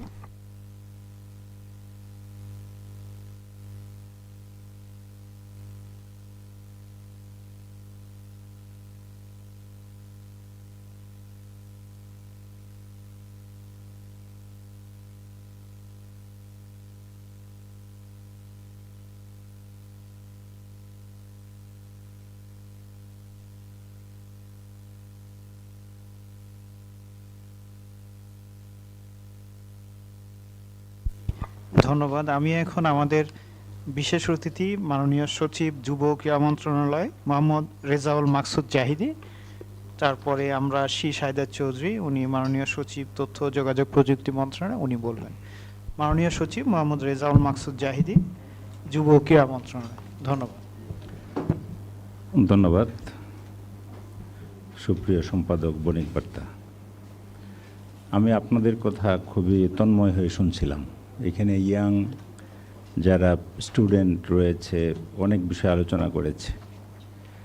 আমরা একটা বিষয় বলি যে আত্মনির্ভরশীল বাংলাদেশের স্বপ্ন পূরণে তরুণদের ভূমিকা আমরা 36 জুলাই দেখেছি, যে আমাদের তরুণদের কোন জায়গায় রাখা দরকার। আমরা সবসময় বলি যে তরুণরা পার্টিসিপেশন করছে বাট ডিসিশন মেকিং প্রসেসের ভিতরে নেই। তো আমরা অতি সম্প্রতি তরুণদেরকে নিয়ে একটা প্রোগ্রাম করেছিলাম, youth engagement public finance reform strategy 2025 to 2030। তো ওখানে বিভিন্ন ইউনিভার্সিটির তরুণরা অংশগ্রহণ করেছিল। এখানে কেউ ছিলেন কিনা আমি জানি না। তো আমি যেটা লক্ষ্য করেছি যে আমরা সবসময় মনে করতাম যে জেনারেশন জেড যে আসলে কম্পিউটার নিয়ে পড়ে থাকে, ওরা আসলে কি চিন্তা করে। আমারও দুটো মেয়ে আছে ইউনিভার্সিটি লেভেলে লেখাপড়া করে, but I was in doubt, but I am now clear their vision. যে ওই দিন যে সমস্ত প্রশ্ন এবং তাদের যে আইডিয়াগুলো থ্রো করেছে আসলে এটি দৃষ্টান্তমূলক ছিল। এবং আমরা পাবলিক ফাইন্যান্স রিফর্ম স্ট্র্যাটেজিতে ওই বিষয়গুলো অন্তর্ভুক্ত করার জন্য ফাইন্যান্স সেক্রেটারি ছিলেন স্যার, আমরা এই বিষয়গুলো বলেছি। This is the level of the young generation. এখানে একটা বিষয় যে আমাদের প্রযুক্তির ব্যবহার, এখানে আপনারা অনেকেই বলেছেন। আমি যেটা মনে করি যে awareness, availability, accessibility and affordability একটা ইস্যু। যে ইউএনএসকেপ সম্প্রতি তারাবিটের একটা স্টাডি করেছে ইউএনএসকেপ থেকে। ওদের পার capital internet use in Singapore হচ্ছে 555 kbps, whereas Bangladesh 0.5 kbps. This is the digital divide. We have to reduce the UNESCAPE. তো এখন বিষয়টা হচ্ছে যে আমরা কোথায় আছি, আমাদের স্পেসটা কোথায়, এটা একটু দেখা দরকার। অনেক সমালোচনা হয়েছে, অনেক আমরা গভর্নমেন্ট সেক্টরে কাজ করি, আপনারা নন গভর্নমেন্ট সেক্টর আমাদেরকে মিসট্রাস্ট করেন হয়তো অনেক সময়। আমি বলতেছি এটা কোলাবোরেশনের জন্য। How can we improve hour position. এখানে স্যার অলরেডি মানে একটা খুবই কঠিন দায়িত্বে তথ্য প্রযুক্তি নিয়ে আছেন, যেটা আমি কিছুদিন কাজ করেছি, আমি লক্ষ্য করেছি। হিউজ সমালোচনা, হিউজ। এখানে প্রফেশনাল সাইডটাকে আমরা গুরুত্ব কম দিচ্ছি, আমরা পলিটিসাইজেশনটাকে বেশি গুরুত্ব দিচ্ছি। We have to reduce this gap between this two. তো এই একটা বিষয় আমাদের মনে রাখতে হবে যে আমরা যারা প্রফেশনাল কাজ করতে চাই এই স্কোপটা আমাদেরকে দিতে হবে এবং আমাদের কোলাবোরেশনটা বাড়াতে হবে। যেমন ইয়াং জেনারেশন আসুক, আমাদের সঙ্গে কাজ করুক। যেমন আমাদের দুজন উপদেষ্টা young, but they are doing good, এবং তাদের ডিসিশন মেকিং প্রসেস, তাদের লিডারশিপ আসলে অনুকরণীয়। আমরা লক্ষ্য করি, আমি তো একজনের সঙ্গে আছি, এই জন্য আমি বলছি, স্যারও একজনের সঙ্গে আছে, আমরা দুইজনই। তো আমরা লক্ষ্য করেছি যে আসলে এটা একটা ইম্পর্টেন্ট ইস্যু। এখন আমাদের আসলে দরকারটা কি? Assessing the needs of the youth. আমরা এটা করি না, কখনোই করি না। আমরা একটা স্টাডি করার জন্য আমি সম্প্রতি বলেছি যে আসলে ইয়থরা কী চায়। কারণ আমি কিছু ইয়থের চিন্তাভাবনা লক্ষ্য করেছি যে তাদের আইডিয়া আমাদের মাথার উপরে দিয়ে যাচ্ছে। তাহলে they are so much mature to take their decision. তো এই জন্য বলি যে আমরা অ্যাসেস করি আগে। এখন আমাদের ফ্রিল্যান্সিংয়ের কথা বলছেন, আমি একটা উদাহরণ দিই। এই ফ্রিল্যান্সিং বিপিওর মার্কেট হচ্ছে 600 বিলিয়ন আমাদের বর্তমান। এর ভিতরে আমাদের কন্ট্রিবিউশনটা জিডিপিতে কত? আমাদের জিডিপি সাইজ হচ্ছে 460 বিলিয়ন। মানে এটা আগের হিসাব, এখনকার হিসাবে বলছি আমি। স্যার বলতে পারবেন। আচ্ছা, কেন বলছি? ফিলিপাইনে বিপিওর ভূমিকাটা হচ্ছে 8 to 10% তাদের জিডিপিতে কন্ট্রিবিউশন। আর আমাদের দেশে কত? আমরা হিসাব করে দেখলাম 0.2%-এর নিচে। এটা আমরা যদি 1 বিলিয়ন বলি তাহলে 0.2%, 1 বিলিয়ন বললে, কিন্তু আসলে এটা কি হচ্ছে সেটা আমরা জানি না। তো এখন হচ্ছে যে আমরা টাইপিক্যালি বিপিও বলি, ফ্রিল্যান্সিং বলি, আসলে we have to change our mindset. আমাদের ডাইমেনশন চেঞ্জ করতে হবে। আমাদের ইয়াং জেনারেশন অনেক ভালো জানে, তাদের কেপিওতে নিয়ে নেন, এবং এটার জন্য পলিসি ফরমেশনটা আমাদের ইমিডিয়েটলি দরকার। আমাদের পলিসিকে অ্যাড্রেস করতে হবে, রি-ইঞ্জিনিয়ারিং অফ দ্য সিস্টেম। আমরা এটা হাইলি রিকমেন্ড করি যে আমাদের সিস্টেমটাকে রি-ইঞ্জিনিয়ারিং করা দরকার। আমরা যেখানে আছি এটাকে চেঞ্জ করা দরকার, আমরাও চাই। এখন আমরা একাডেমিয়া ইন্ডাস্ট্রি আসলে ডিমান্ডটাকে আমাদের অ্যাস করা দরকার, then the government can intervene to promote the studies or law. তখন হবে আমাদের আসলে একটা পরিবর্তন আসবে। আমরা এটা আশা করি যে এখন যেহেতু আমাদের সব কিছুতে একটা চেঞ্জ আসছে, এই চেঞ্জটাকে ধরে রেখে আমরা এমন কিছু করতে যাই আমাদের এই নারী এবং শিশুদের জন্য, যেটা আমাদের একটা মাইলফলক কাজ হবে। এখন শুধুমাত্র আমরা মিসট্রাস্ট সৃষ্টি করতে চাই না। যেমন মাস্টার ভাই যে প্রকল্প নিয়ে কথা বলছে, আমি যোগদান করছি, এখানে 10 দিন হয় নাই। এই পেপারে বিরাট করে আমার কাছে মেসেজ আসছে যে রাজাউল মাকসুদ জাহিদ এখানে যোগদান করে এই প্রকল্প বাস্তবায়ন করছে, but I don't know, this is the message, I don't know. না, আমি বাস্তবতাটা বলছি। This is the way to criticize of the government sector. তো এখন এগুলো থেকে বের হয়ে আমরা যদি প্রফেশনালি আগাই, আমরা সবাইকে মূল্য দেই, স্টুডেন্টদেরকে মূল্য দেই, যারা ব্যবসায়ী তারা মূল্য দেয়। যেমন এই যে চাল ডাল ভাই যে কথাটা বলছেন, আমি Amazon.com-এ কিছুদিন চাকরি করেছি ইউকে। আমি তখন স্টাডিতে চাকরি করি। তখন ওখানে গেলে একটা এনআই নাম্বার হয়, আপনারা জানেন। আপনি যদি $10 আর্ন করেন তাহলে you have to pay the tax, you have to pay, otherwise not, you can take the money from the government. তো এটা যদি হইতে পারে, তা আমরা formal or not formal, we have to start, এই জার্নিটা শুরু করতে হবে। এটা সব সেক্টরেই, যে এটা যদি শুরু করি তাহলে আমাদের সচেতনতা বাড়বে। হ্যাঁ, এখন এখানে থ্রেশহোল্ড থাকুক, যে যারা নিউ এন্টারপ্রেনিয়র তাদেরকে আমরা সরকার এক্সামশন দিয়ে দিক, অসুবিধা নাই। 10 বছর এক্সামশন থাকুক, 5 বছর এক্সামশন থাকুক, বাট তারা যখন গ্রো আপ হবে তখন they can pay the tax. আর যারা ধরেন বাংলাদেশে আমরা শুনছি এমন উদ্যোক্তা আছে যে মাসে 5 কোটি, কি এরকমও শুনলাম যে বছরে 5 কোটি টাকা আর্ন করে, but why they will not pay the government money? কেন দিবে না? আর্ন করছে। তো বিপিও সেক্টর একটা বিপ্লব হয়েছে, এটা আপনারা প্রত্যেকেই স্বীকার করবেন। হয়তো এটা নন ফর্মাল সেক্টরে হয়েছে, নিজে ঘরে বসে শিখে এটা হয়েছে। তো আমরা চাই যে এটা গভর্নমেন্ট পলিসির ভিতরে আসলে হয়তো আমাদের আরেকটু ভালো হবে। তো যাই হোক, অনেক বিষয় আলোচনা করা হয়েছে। তো আমরা অলওয়েজ পজিটিভটাকে গ্রহণ করতে চাই। আমরা যারা ইয়াং জেনারেশন তাদেরকে প্রমোট করতে চাই। আমাদের প্রকল্প ডিজাইন এবং অন্যান্য বিষয় যখন করব, আপনাদের সঙ্গে আলোচনা করে, সকলের সঙ্গে আলোচনা করে আপনারা যে মতামত দেবেন সেটাকে আমরা হাইলাইট করব। আমাদের সকলের স্বার্থ দেশ, আমাদের ব্যক্তি কোনো স্বার্থ নয়। আমরা ব্যক্তি স্বার্থে কোনো কাজও করতে চাই না, যেহেতু একটা চেঞ্জ এনভায়রনমেন্টে আমরা কাজ করছি। তো আমাদের এতগুলো শহীদের রক্তের বিনিময়ে সেকেন্ড ইন্ডিপেন্ডেন্স আমরা পেয়েছি। আমরা আশা করব যে আমরা সকলেই যদি ঐক্যবদ্ধ হয়ে কাজ করি, we want to work together, then we can build a better Bangladesh. Thank you very much. ধন্যবাদ মাননীয় সচিব, যুব ও ক্রীড়া মন্ত্রণালয়। আমাদের সর্বশেষ বক্তা শ্রী সাইদা চৌধুরী। তার আগে আমি একটু 1 মিনিট বলবো যে আজকে যারা এসছেন, খুব ভালো একটা, আমি বলবো যে সমাবেশের মতো বাংলাদেশের ইউথদের যারা রিপ্রেজেন্ট করে, স্পেশালি যে টেকনোলজি কোম্পানি এবং বিশ্ববিদ্যালয় শিক্ষার্থীর সমন্বয়ক। তো আমি সর্বশেষ বক্তা আমাদের শ্রী সাইদা চৌধুরী, ওনাকে অনুরোধ করব ওনার সর্বশেষ বক্তব্য দেওয়ার জন্য। ধন্যবাদ। বিসমিল্লাহির রহমানির রহিম।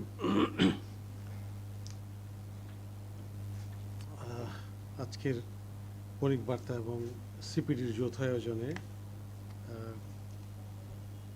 উপস্থিত মূল সঞ্চালক আমাদের সবার প্রিয় হানিফ ভাই, আমার প্রিয় সহকর্মী রেজাউল মাকসুদ জাহিদি এবং অন্য যে সহকর্মীরা উপস্থিত আছেন, আসসালামু আলাইকুম এবং শুভ সন্ধ্যা। একটা অত্যন্ত গুরুত্বপূর্ণ বিষয় নিয়ে এতক্ষণ খুবই মানে ইন ডেপথ আলোচনা হলো। It's a huge brain storming এবং এখানে একেবারে খোলা মনে সবাই কথা বলেছেন। এটা একটা অনেক বড় অর্জন। আমি জন্য বণিক বার্তা এবং সিপিডি উভয়কে ধন্যবাদ জানাচ্ছি। এটা নট টু গ্রিল সামওয়ান, যে এখানে আসলাম we are grilled by two of our this civil service officials are here grilled by the other people. It's not the fact. আমরা আসলে মনে করি যে আমরা একটা আয়নার সামনে দাঁড়িয়ে আছি এবং যে রক্তস্নাত বিপ্লব জুলাই আগস্টের শত শত শহীদ, যাদের রক্তের উপর রক্তের পিচ্ছিল পথ মারিয়ে কিন্তু আমরা একটা নতুন বাংলাদেশে আছি এবং এখানে অনেক আশা মানুষের। অন্তর্বর্তীকালীন সরকার যতদিনের জন্যই হোক না কেন, এখানে যেখানে আমরা আছি প্রত্যেকের কিন্তু অনেক বড় দায়িত্ব নিয়ে আছি। এটা it's not that we will be performing our duties as a routine matter. No, it's not the case. We shall have to take the lead যেখানে আমার লিড দেওয়া সম্ভব। We must be the followers যেখানে আমার follow করতে হবে এবং we must be act as a team member. এটা একটা কোঅর্ডিনেটেড এফোর্ট। সো প্রিয় বন্ধুগণ, আমাদের অনেক আলোচনা হয়েছে এবং এখানে প্রফেশনালস আছেন, যে প্রফেশনালরা যে ইস্যুসগুলো হাইলাইট করেছেন। কারণ এখানে আজকের আইডিয়াটাই নারী ও যুবাদের ক্ষমতায়নে প্রযুক্তির ব্যবহার। তো এখন হাউ টু প্রসিড থ্রু, কীভাবে, এটা তো আসলে এইটা একটা দেশের জন্মের 55 বছরের মাথায় এসে এটা আবার নতুন করে আলোচনা নয়। এটা আসলে একটা রিফ্রেশ করা। আমরা একটা পর্যায়ে ছিলাম, ইনফরমেশন সুপার হাইওয়েতে উঠে গেছি, কিন্তু আমরা অনেক আগেই। এখন এটার আপডেটেড যে ভার্সনসগুলো আছে এগুলোর সাথে আমরা কোপ উইথ করতে পারছি কি না। আমরা এখনও চিন্তা করি ডিজিটাল ডিভাইডটাকে আমরা how to bridge the gap. True, এটা করতে হবে, কারণ মানে সাধারণ হিসাবে 180 মিলিয়ন পিপলের একটা দেশ। এই দেশে সব কিছু কিন্তু বর্তমান, আমার হাতেই কিন্তু সব কিছু আছে, কিন্তু এই জিনিসগুলোকে লিঙ্ক করা এটা একটা বড় সমস্যা। আমরা যেটাকে বলি যে কোঅর্ডিনেশনের অভাব সব জায়গায়, গভর্নমেন্ট সেক্টরে, government G2G, G2B, B2B, everywhere we find a huge coordination shortage. এই জায়গাটা অ্যাড্রেস করাটা জরুরি। আমার প্রিয় সহকর্মী রেজাউল মাকসুদ জাহিদি যে কথাটা শুরু করেছে এভাবে যে we shall have to assess or reassess. আসলে আমরা অ্যাসেস এবং রিঅ্যাসেস উভয়টাই করছি। এখন should we go for resetting all the time? The answer is sometimes yes, sometimes no. কারণ কোন জায়গায় আমরা রিসেট করব, কোন জায়গায় আমরা রিস্টার্ট করব। এখন ধরেন উই ক্যানট ডিসওন আওয়ার পাস্ট, সুযোগ নেই। আমরা A2A একটা প্রজেক্ট আছে আমাদের। A2A প্রজেক্টে কিন্তু অনেক অর্জন, কিন্তু A2A সম্পর্কে অনেক দুর্নামও আছে। ইনফো সরকার 1 দিয়ে শুরু করা হয়েছিল, ইনফো সরকার 2 পর্যন্ত মোটামুটি ঠিক ছিল, কিন্তু 3 এসে এমন একটা অবস্থা হয়েছে যেটা আসলে ভাষায় প্রকাশ করা যাবে না।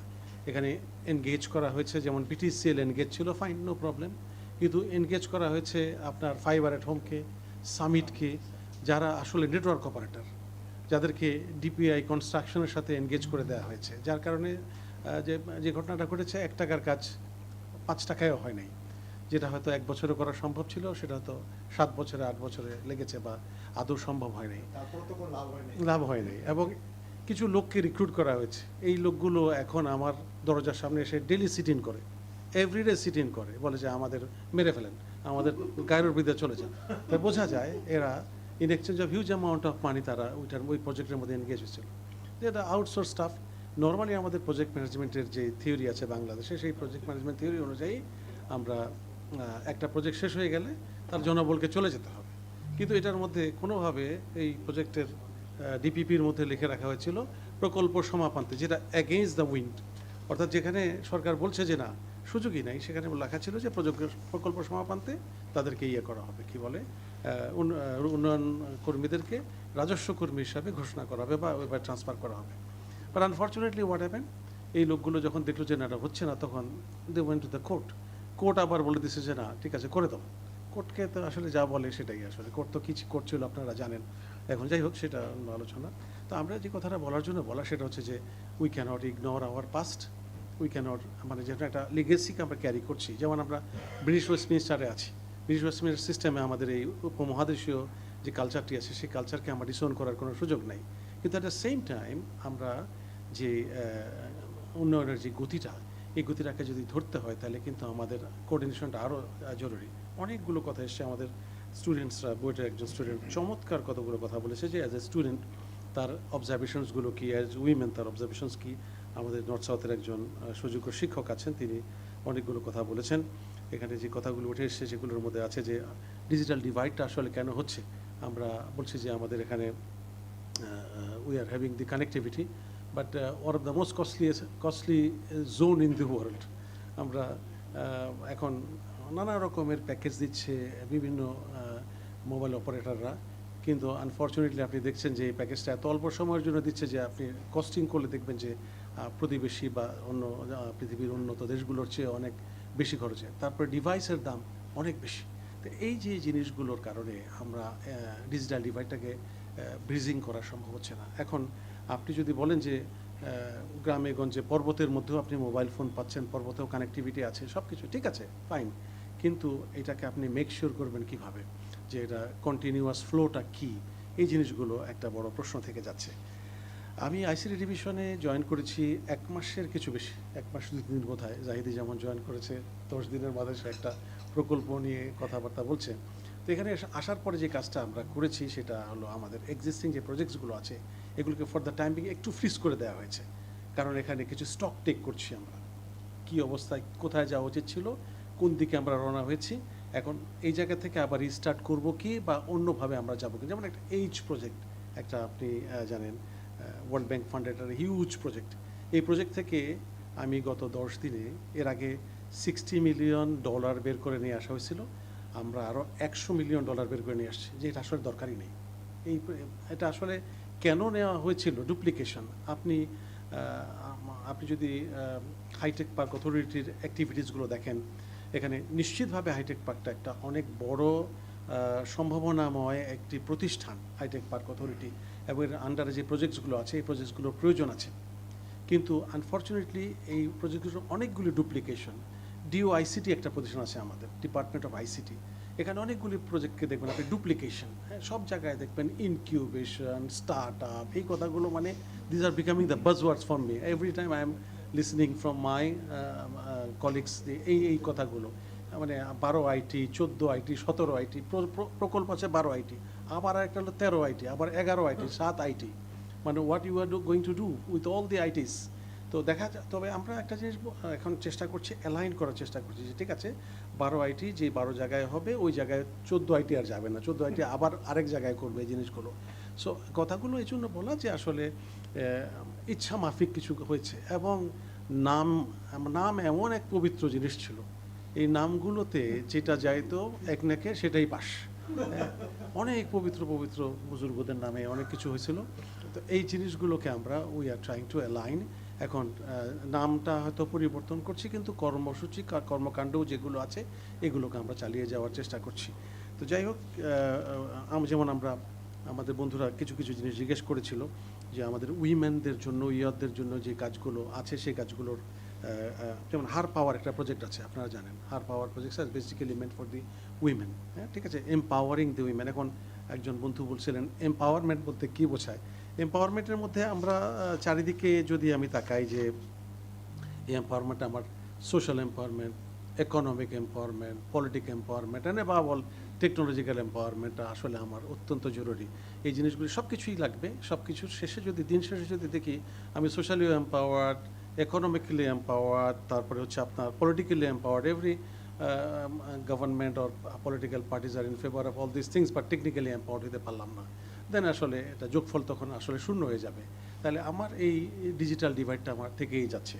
সো আমার আরেকটা জিনিস হচ্ছে যে এখানে আমাদের অনেক বন্ধু, চাল ডালের বন্ধু আছেন, তারপরে পাঠাওয়ার বন্ধু আছেন, এরা জানেন আমার একটা কোম্পানি আছে, যেটা কোম্পানির চেয়ারম্যান আবার আমি, স্টার্ট আপ বাংলাদেশ। এছাড়া বাংলাদেশের কিন্তু যথেষ্ট ইনিশিয়াল রোলটা ছিল কিন্তু এগুলোতে, আপনারা জানেন সবাই কিন্তু কোনো না কোনোভাবে এটার সাথে লিঙ্ক ছিলেন এবং এখনও কোনো না কোনোভাবে আছেন।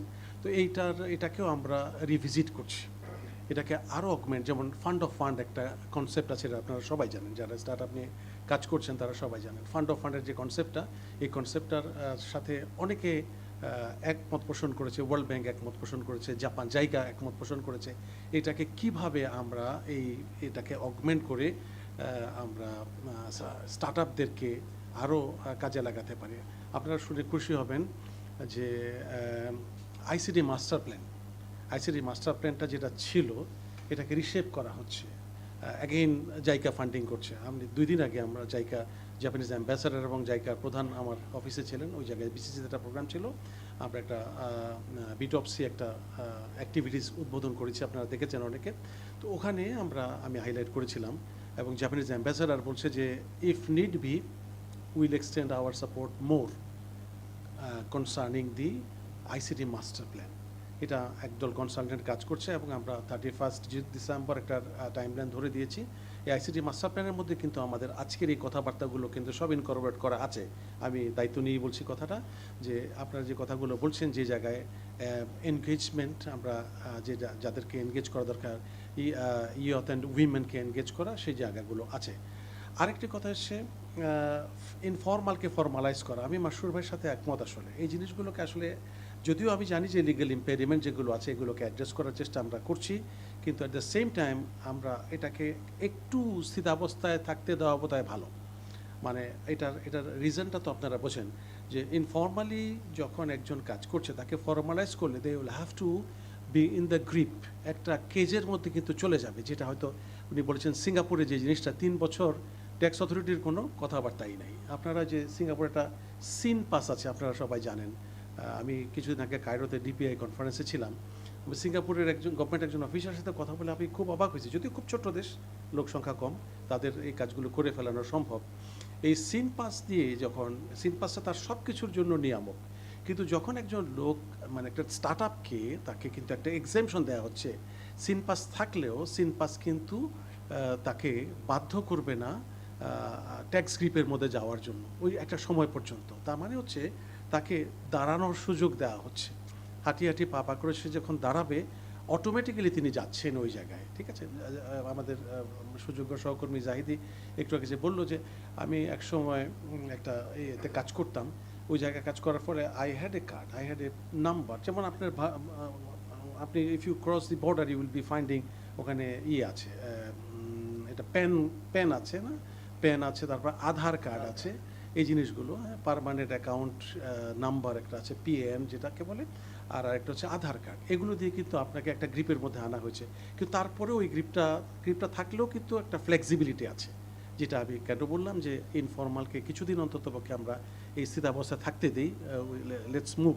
যাই হোক, আমাদের যে প্রজেক্টসগুলো আছে, এই প্রজেক্টসগুলো যখন আমরা রিস্টার্ট করব, এগুলোকেও আমরা আমাদের সুযোগ্য উপদেষ্টা মহোদয় এবং প্রধান উপদেষ্টার দপ্তর থেকেও আমাদের উপর নির্দেশনা আছে, এগুলোকে ফ্রিজ করে যখন রিস্টার্ট করব, তখন এগুলোকে অ্যামেন্ডমেন্টের ব্যবস্থা নিতে হবে, যেখানে আমরা এনগেজ করব উইমেন অ্যান্ড ইয়থদেরকে মোর এম্পাওয়ার কীভাবে করা যায়। মানে use of the ICT should be there. এটা সবচেয়ে বড় কথা হচ্ছে যে একটা বৃহৎ জনশক্তি, উইমেন তো বড় জনশক্তিটা তো কোনো বলার অপেক্ষায় রাখে না, কিন্তু ইয়থটা ইজ এ হিউজ সাইজ। আমরা আনএমপ্লয়মেন্টের যে হিসাবটা দিই, হ্যাঁ, এই হিসাবটা আসলে ওইভাবে যদি আমরা মনে করি যে, যেমন আমার ন্যাচারাল রেট অফ আনএমপ্লয়মেন্ট ইকোনমিস্টরা বলেন যে 6% এভরিওয়্যার, একদল লোক কাজ করবে না, ইচ্ছুক নন কাজ করতে, একদল লোক কাজ করার দক্ষতা নাই, অথবা একদল লোক ফায়ার ফ্রম সার্ভিস এটাকে। কিন্তু আমাদের এই আনএমপ্লয়মেন্টের রেটটা আরেকটু বেশি, এবং এই বেশি হওয়ার কারণগুলো আমাদের জানা আছে। কারণ এখানে কিন্তু যেটাকে আমরা বলি এমপ্লয়ারের তরফ থেকে স্বচ্ছতার অভাব আছে। আমরা আপনি বিদেশে গেলে, if you go to United Kingdom, you will be finding যে আমি যে কাজ করছি, একটা কার্ডের মধ্যে আমার কাজের মানে পেরোলের মধ্যে আমি আসছি, এই পেরোলটা রিফ্লেক্টেড ইন মাই কার্ড। কিন্তু এখানে গেলে দেখবেন আবার কিছু কিছু রেস্টুরেন্ট আছে, রেস্টুরেন্টে আপনি ব্ল্যাক ওয়ার্ক করতে পারবেন, 20 hours is allowed to go for work if a student is there, কিন্তু A21 এর বাইরেও মানুষ কাজ করছে। এই সুযোগটা বিদেশেও আছে, উন্নত বিশ্ব আছে, কিন্তু আমার এই দেশে বেশি। এই জন্য আপনি দেখেন আউটসোর্স স্টাফরা গতকালকে কিন্তু একটা আন্দোলন করেছে। এই আন্দোলনের মধ্যে যে কথাবার্তাগুলো ছিল, আমি বিভিন্ন সময় আউটসোর্স করতে হচ্ছে বিভিন্ন, যেমন আমি নিজে প্রজেক্ট ডাইরেক্টর ছিলাম, বিভিন্ন অর্গানাইজেশন হেড করেছি, ওই সময় দেখতাম যে আউটসোর্স করছি। এখন একটা পদ্মা মেঘনা যমুনা নামে একজন লোক আমাকে 20 জন সিকিউরিটি গার্ড অথবা কম্পিউটার অপারেটর অথবা ড্রাইভার দিল। আচ্ছা, এই লোকগুলোকে আবার সরকার যাতে ওই লোকগুলো যাতে তাদের দ্বারা অপ্রেস না হয় সেজন্য বলছে যে এই লোকগুলোর টাকা কিন্তু তার অ্যাকাউন্টে সরাসরি যাবে, অর্থাৎ এমপ্লয়ার হিসাবে গভর্নমেন্টের একটা প্রজেক্ট অথবা গভর্নমেন্ট অফিসটি সরাসরি ওই লোকের অ্যাকাউন্টে টাকাটা ক্রিয়েট করে দেবে। তো এতে করে বোঝা গেল যে আমার যে তার যে এমপ্লয়মেন্ট অথরিটি একটা কোম্পানি, সেই কোম্পানি শুধু আমার কাছ থেকে কমিশনটা নিয়েই সে শান্ত থাকবে। একদল লোককে সে আমার কাছে ধরিয়ে দিয়েছে মানে ডিপ্লয় করেছে এবং তার বিনিময়ে সে কমিশন পাচ্ছে। কিন্তু আসলে আপনি সারা দেশে যে খবর নিয়ে দেখেন, এই যে লোকগুলো তার আওতায়, তার এই প্রতিষ্ঠানের অধীনে একটা গভর্নমেন্ট অফিসে ন্যস্ত হলো, সেই লোকগুলোর কাছ থেকে কিন্তু সে এককালীন একটা বড় টাকা আদায় করে নিয়েছে, অথবা তার চেক বইটা তার কাছে রেখে দিয়েছে। যেহেতু তার চেক বই, তার সই ছাড়া তো আর উঠবে না, ওই চেক বইটা সে সই করে চেক বইটা নেবে অ্যাজ এ মান্থলি পেমেন্ট, এবং তার আগে তাকে একটা অ্যামাউন্ট তাকে দিতে হচ্ছে। এই সমস্যাগুলো কিন্তু রয়ে যাচ্ছে বাংলাদেশের সর্বত্র। এটা কিন্তু আমি একজন সরকারের দুজনই আমরা দায়িত্বশীল কর্মকর্তা, কিন্তু আমরা এই কথা বলতে দ্বিধা নাই, এই জিনিসগুলো হচ্ছে। সো গভর্নমেন্ট, বর্তমান present government is trying to address all this things. এই সময়টায় এই জিনিসগুলো অনেকটা কমে গেছে। আমি বলছি 5ই আগস্টের আগের ঘটনাটা, যে সময় এই ঘটনাগুলো ঘটতো, এবং আমি যদি যতই তাকে জিজ্ঞেস করি যে how much do you get really, 17,500 টাকা কি তোমার অ্যাকাউন্টে ক্রেডিট হয়, একটু চুপচাপ থেকে পজ দিয়ে বলে জি স্যার হয়। তার মানে এই জি স্যারের এই পজটার মধ্যে কিছু আছে, 5,000 টাকা মাইনাস আছে তার কোনো জায়গায়, তার এমপ্লয়ার যে তাকে 5,000 টাকা দিতে হচ্ছে। এই জিনিসগুলো অ্যাড্রেস করা হচ্ছে। সুতরাং ডিজিটাইজেশনের অ্যাডভান্সেসটা পাওয়ার সবচেয়ে বড় যে জিনিসটা দরকার, এটা হলো আমার মাইন্ডসেট এবং অ্যাটিটিউড। আমি ডিজিটাল ডিভাইডের কথা বলছি, এটাকে ব্রিজ করে দিচ্ছি গ্যাপটাকে, কিন্তু আমার মাইন্ডসেট যদি থাকে। আমার একজন বন্ধু ইজিপির কথা বললেন, ইলেকট্রনিক গভর্নমেন্ট প্রকিউরমেন্টের কথা বললেন, যে ইজিপির মাধ্যমে তিনি কাজ করতে যে প্রবলেমের সম্মুখীন হওয়ার পরে যখন সিপিটিউ, আর্টসওয়েল সিপিটিউ, এখন নাম হয়ে গেছে বিপিপিএ, সিপিটিউর কাছে গেছেন, তারা একটা সময়ক্ষণ ধরিয়ে দিয়েছে। এই সময়ক্ষণে তিনি যদি কাজ করতে যান, তাহলে দেখা যায় ওই দিক দিয়ে তার টেন্ডার আরেকজনের কাছে অ্যাওয়ার্ড হয়ে যাচ্ছে। এটা অবশ্য পাবলিক প্রপার্টি অ্যাক্ট এবং রুল যেটা আছে এবং ইজিপি গাইডলাইন যেটা আছে, সেই গাইডলাইন অনুযায়ী বলা হচ্ছে যদি ওই কাজটি জনস্বার্থে ইনএভিটেবল হয়, অনলি দেন একই সাথে আপনার এই কমপ্লেন অ্যান্ড অ্যাপিল অ্যাক্টিভিটিটাও চলবে, কাজের টেন্ডারের প্রসেসটাও প্রোগ্রেস করবে। কিন্তু যদি না হয়, আপনি কমপ্লেন করা মাত্রই, যে লেভেলেই কমপ্লেন করবেন আপনি ক্রয়কারীর কাছে প্রথমে, তারপরে আপনি হোপ যাকে বলা হয় ক্রয়কারী কার্যালয়ের প্রধান, এরপরে ওই মন্ত্রণালয়ের সচিবের কাছে আপনি কমপ্লেন করবেন। এই প্রসিডিওরটা যখন চলমান হবে, তখনই কিন্তু কাজটা বন্ধ হয়ে যাবে, ফ্রিজ হয়ে যাবে। এবং এই জায়গায় যদি আপনার গ্রিভেন্সটা রিড্রেস না হয়, তাহলে কিন্তু আপনি এর কাছে যাবেন, অ্যাপিলেট অথরিটি যেটা আছে, যেটাকে আমরা বলি রিভিউ প্যানেলের কাছে যাবেন। ওখানে 12 দিনের মধ্যে, খুব অল্প সময়ের মধ্যে এগুলি শেষ করা হয়। যাই হোক, এর জন্য কথাবার্তা আছে। যেমন ইজিপি সম্পর্কে অনেকে বলে যে ইজিপি যদি হয়, তাহলে তো আমার এই পণ্য মূল্যটা জানার কথা না, অফিসিয়াল কস্ট সিস্টেম এটা জানার কথা না, এটা তো জানবে ক্রয়কারী শুধু, তিনি তো এটা বলবেন না, ডিসক্লোজ করবেন না, ওপেন টেন্ডারের কথা ডিসক্লোজ করবেন না। কিন্তু তারপরেও কেন সকল টেন্ডারের প্রাইস সমান হয়ে যাচ্ছে? তার মানে এখানে ডালমে কুচ কালা হয়, কেউ না কেউ বলে দিচ্ছে। যখন আপনি সেই ক্রয়কারীকে বলবেন, পিকে জিজ্ঞেস করবেন যে ভাই কি ঘটনা কি, এই জায়গায় তো আবার আপনার লটারিরও কোনো ব্যবস্থা নাই, এটা ওপেন টেন্ডারিং মেথড, এলটিএম হলে লটারি আছে, কিন্তু ওটিএমের মধ্যে লটারি নাই, তাহলে হইলো কেমনে? বলে টাইপিস্ট বলে দিছে, বা পিওনের কাছ থেকে ফাইল থেকে দেখে নিছে কিছু একটা, অথবা কোনো জিন টিন এসে তাদেরকে বলে দিছে আর কি। তো এটা একটা হিউজ প্রবলেম, এটা প্রবলেম। তার মানে হচ্ছে আমি for any reason or for no reason I am disclosing, এবং এখানে একটা সমস্যা সৃষ্টি হয়ে যাচ্ছে। এবং সমস্যাটা কেন তৈরি করছি আমি? ওই জায়গায় 300 নম্বরের একটা টাই ব্রেকিং ফর্মুলা আছে, এই টাই ব্রেকিংয়ে কিন্তু আমি ম্যানিপুলেট করতে পারছি, আমার মেশিন কিন্তু ম্যানিপুলেট করতে দিচ্ছে না আমাকে। সেজন্য আমি দরটা বলে দিতেছি, সবাই যখন সমান হয়ে যাবে, তখন আমি ম্যানুয়ালি একটা কাজ করার সুযোগ আছে। ওই জায়গায় কিন্তু আমি, you got my point. So কথাটা এই জন্য বলা যে আসলে আমার এই জায়গা থেকে আসলে সরায় ফেলতে হবে, এবং এই জায়গাটার মধ্যে ফিক্স করতে হবে কতগুলো জিনিস, যে আসলে আমার এখন যেহেতু একটা অন্তর্বর্তীকালীন সরকার এখন ইন পাওয়ার, যারা চাইছে একটা ব্যাপক সংস্কার, এবং এই সংস্কারের অংশগুলোর মধ্যে এই সব কিছুই আছে কিন্তু, এবং সংস্কারের মধ্যে কিন্তু আইসিডি ডিভিশনকে একটা প্রাইম টার্গেটের মধ্যে আছে।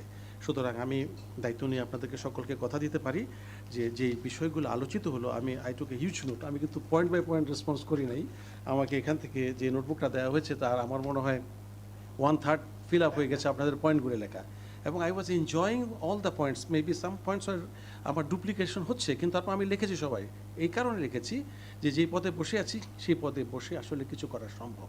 এই সংস্কারের মধ্যে যখন এই জিনিসগুলোকে আমরা আনয়ন করতে পারবো, আমার প্রিয় সহকর্মী ওরও কিন্তু প্রচুর কাজ করার সুযোগ আছে, হিউজ, এবং তার আওতায় একটা অধিদপ্তর আছে, যে অধিদপ্তর একটা উদ্যোগ নিয়েছে, আপনারা শুনেছেন সাইফুজ্জামান যে কথাটি বলেছে, এই দীর্ঘ সময় পরিক্রমায় যে কাজগুলো হয়েছে সেগুলোকে সবগুলোকে দেখা এবং রিভিজিট করা এবং নতুনভাবে কাজগুলো করা।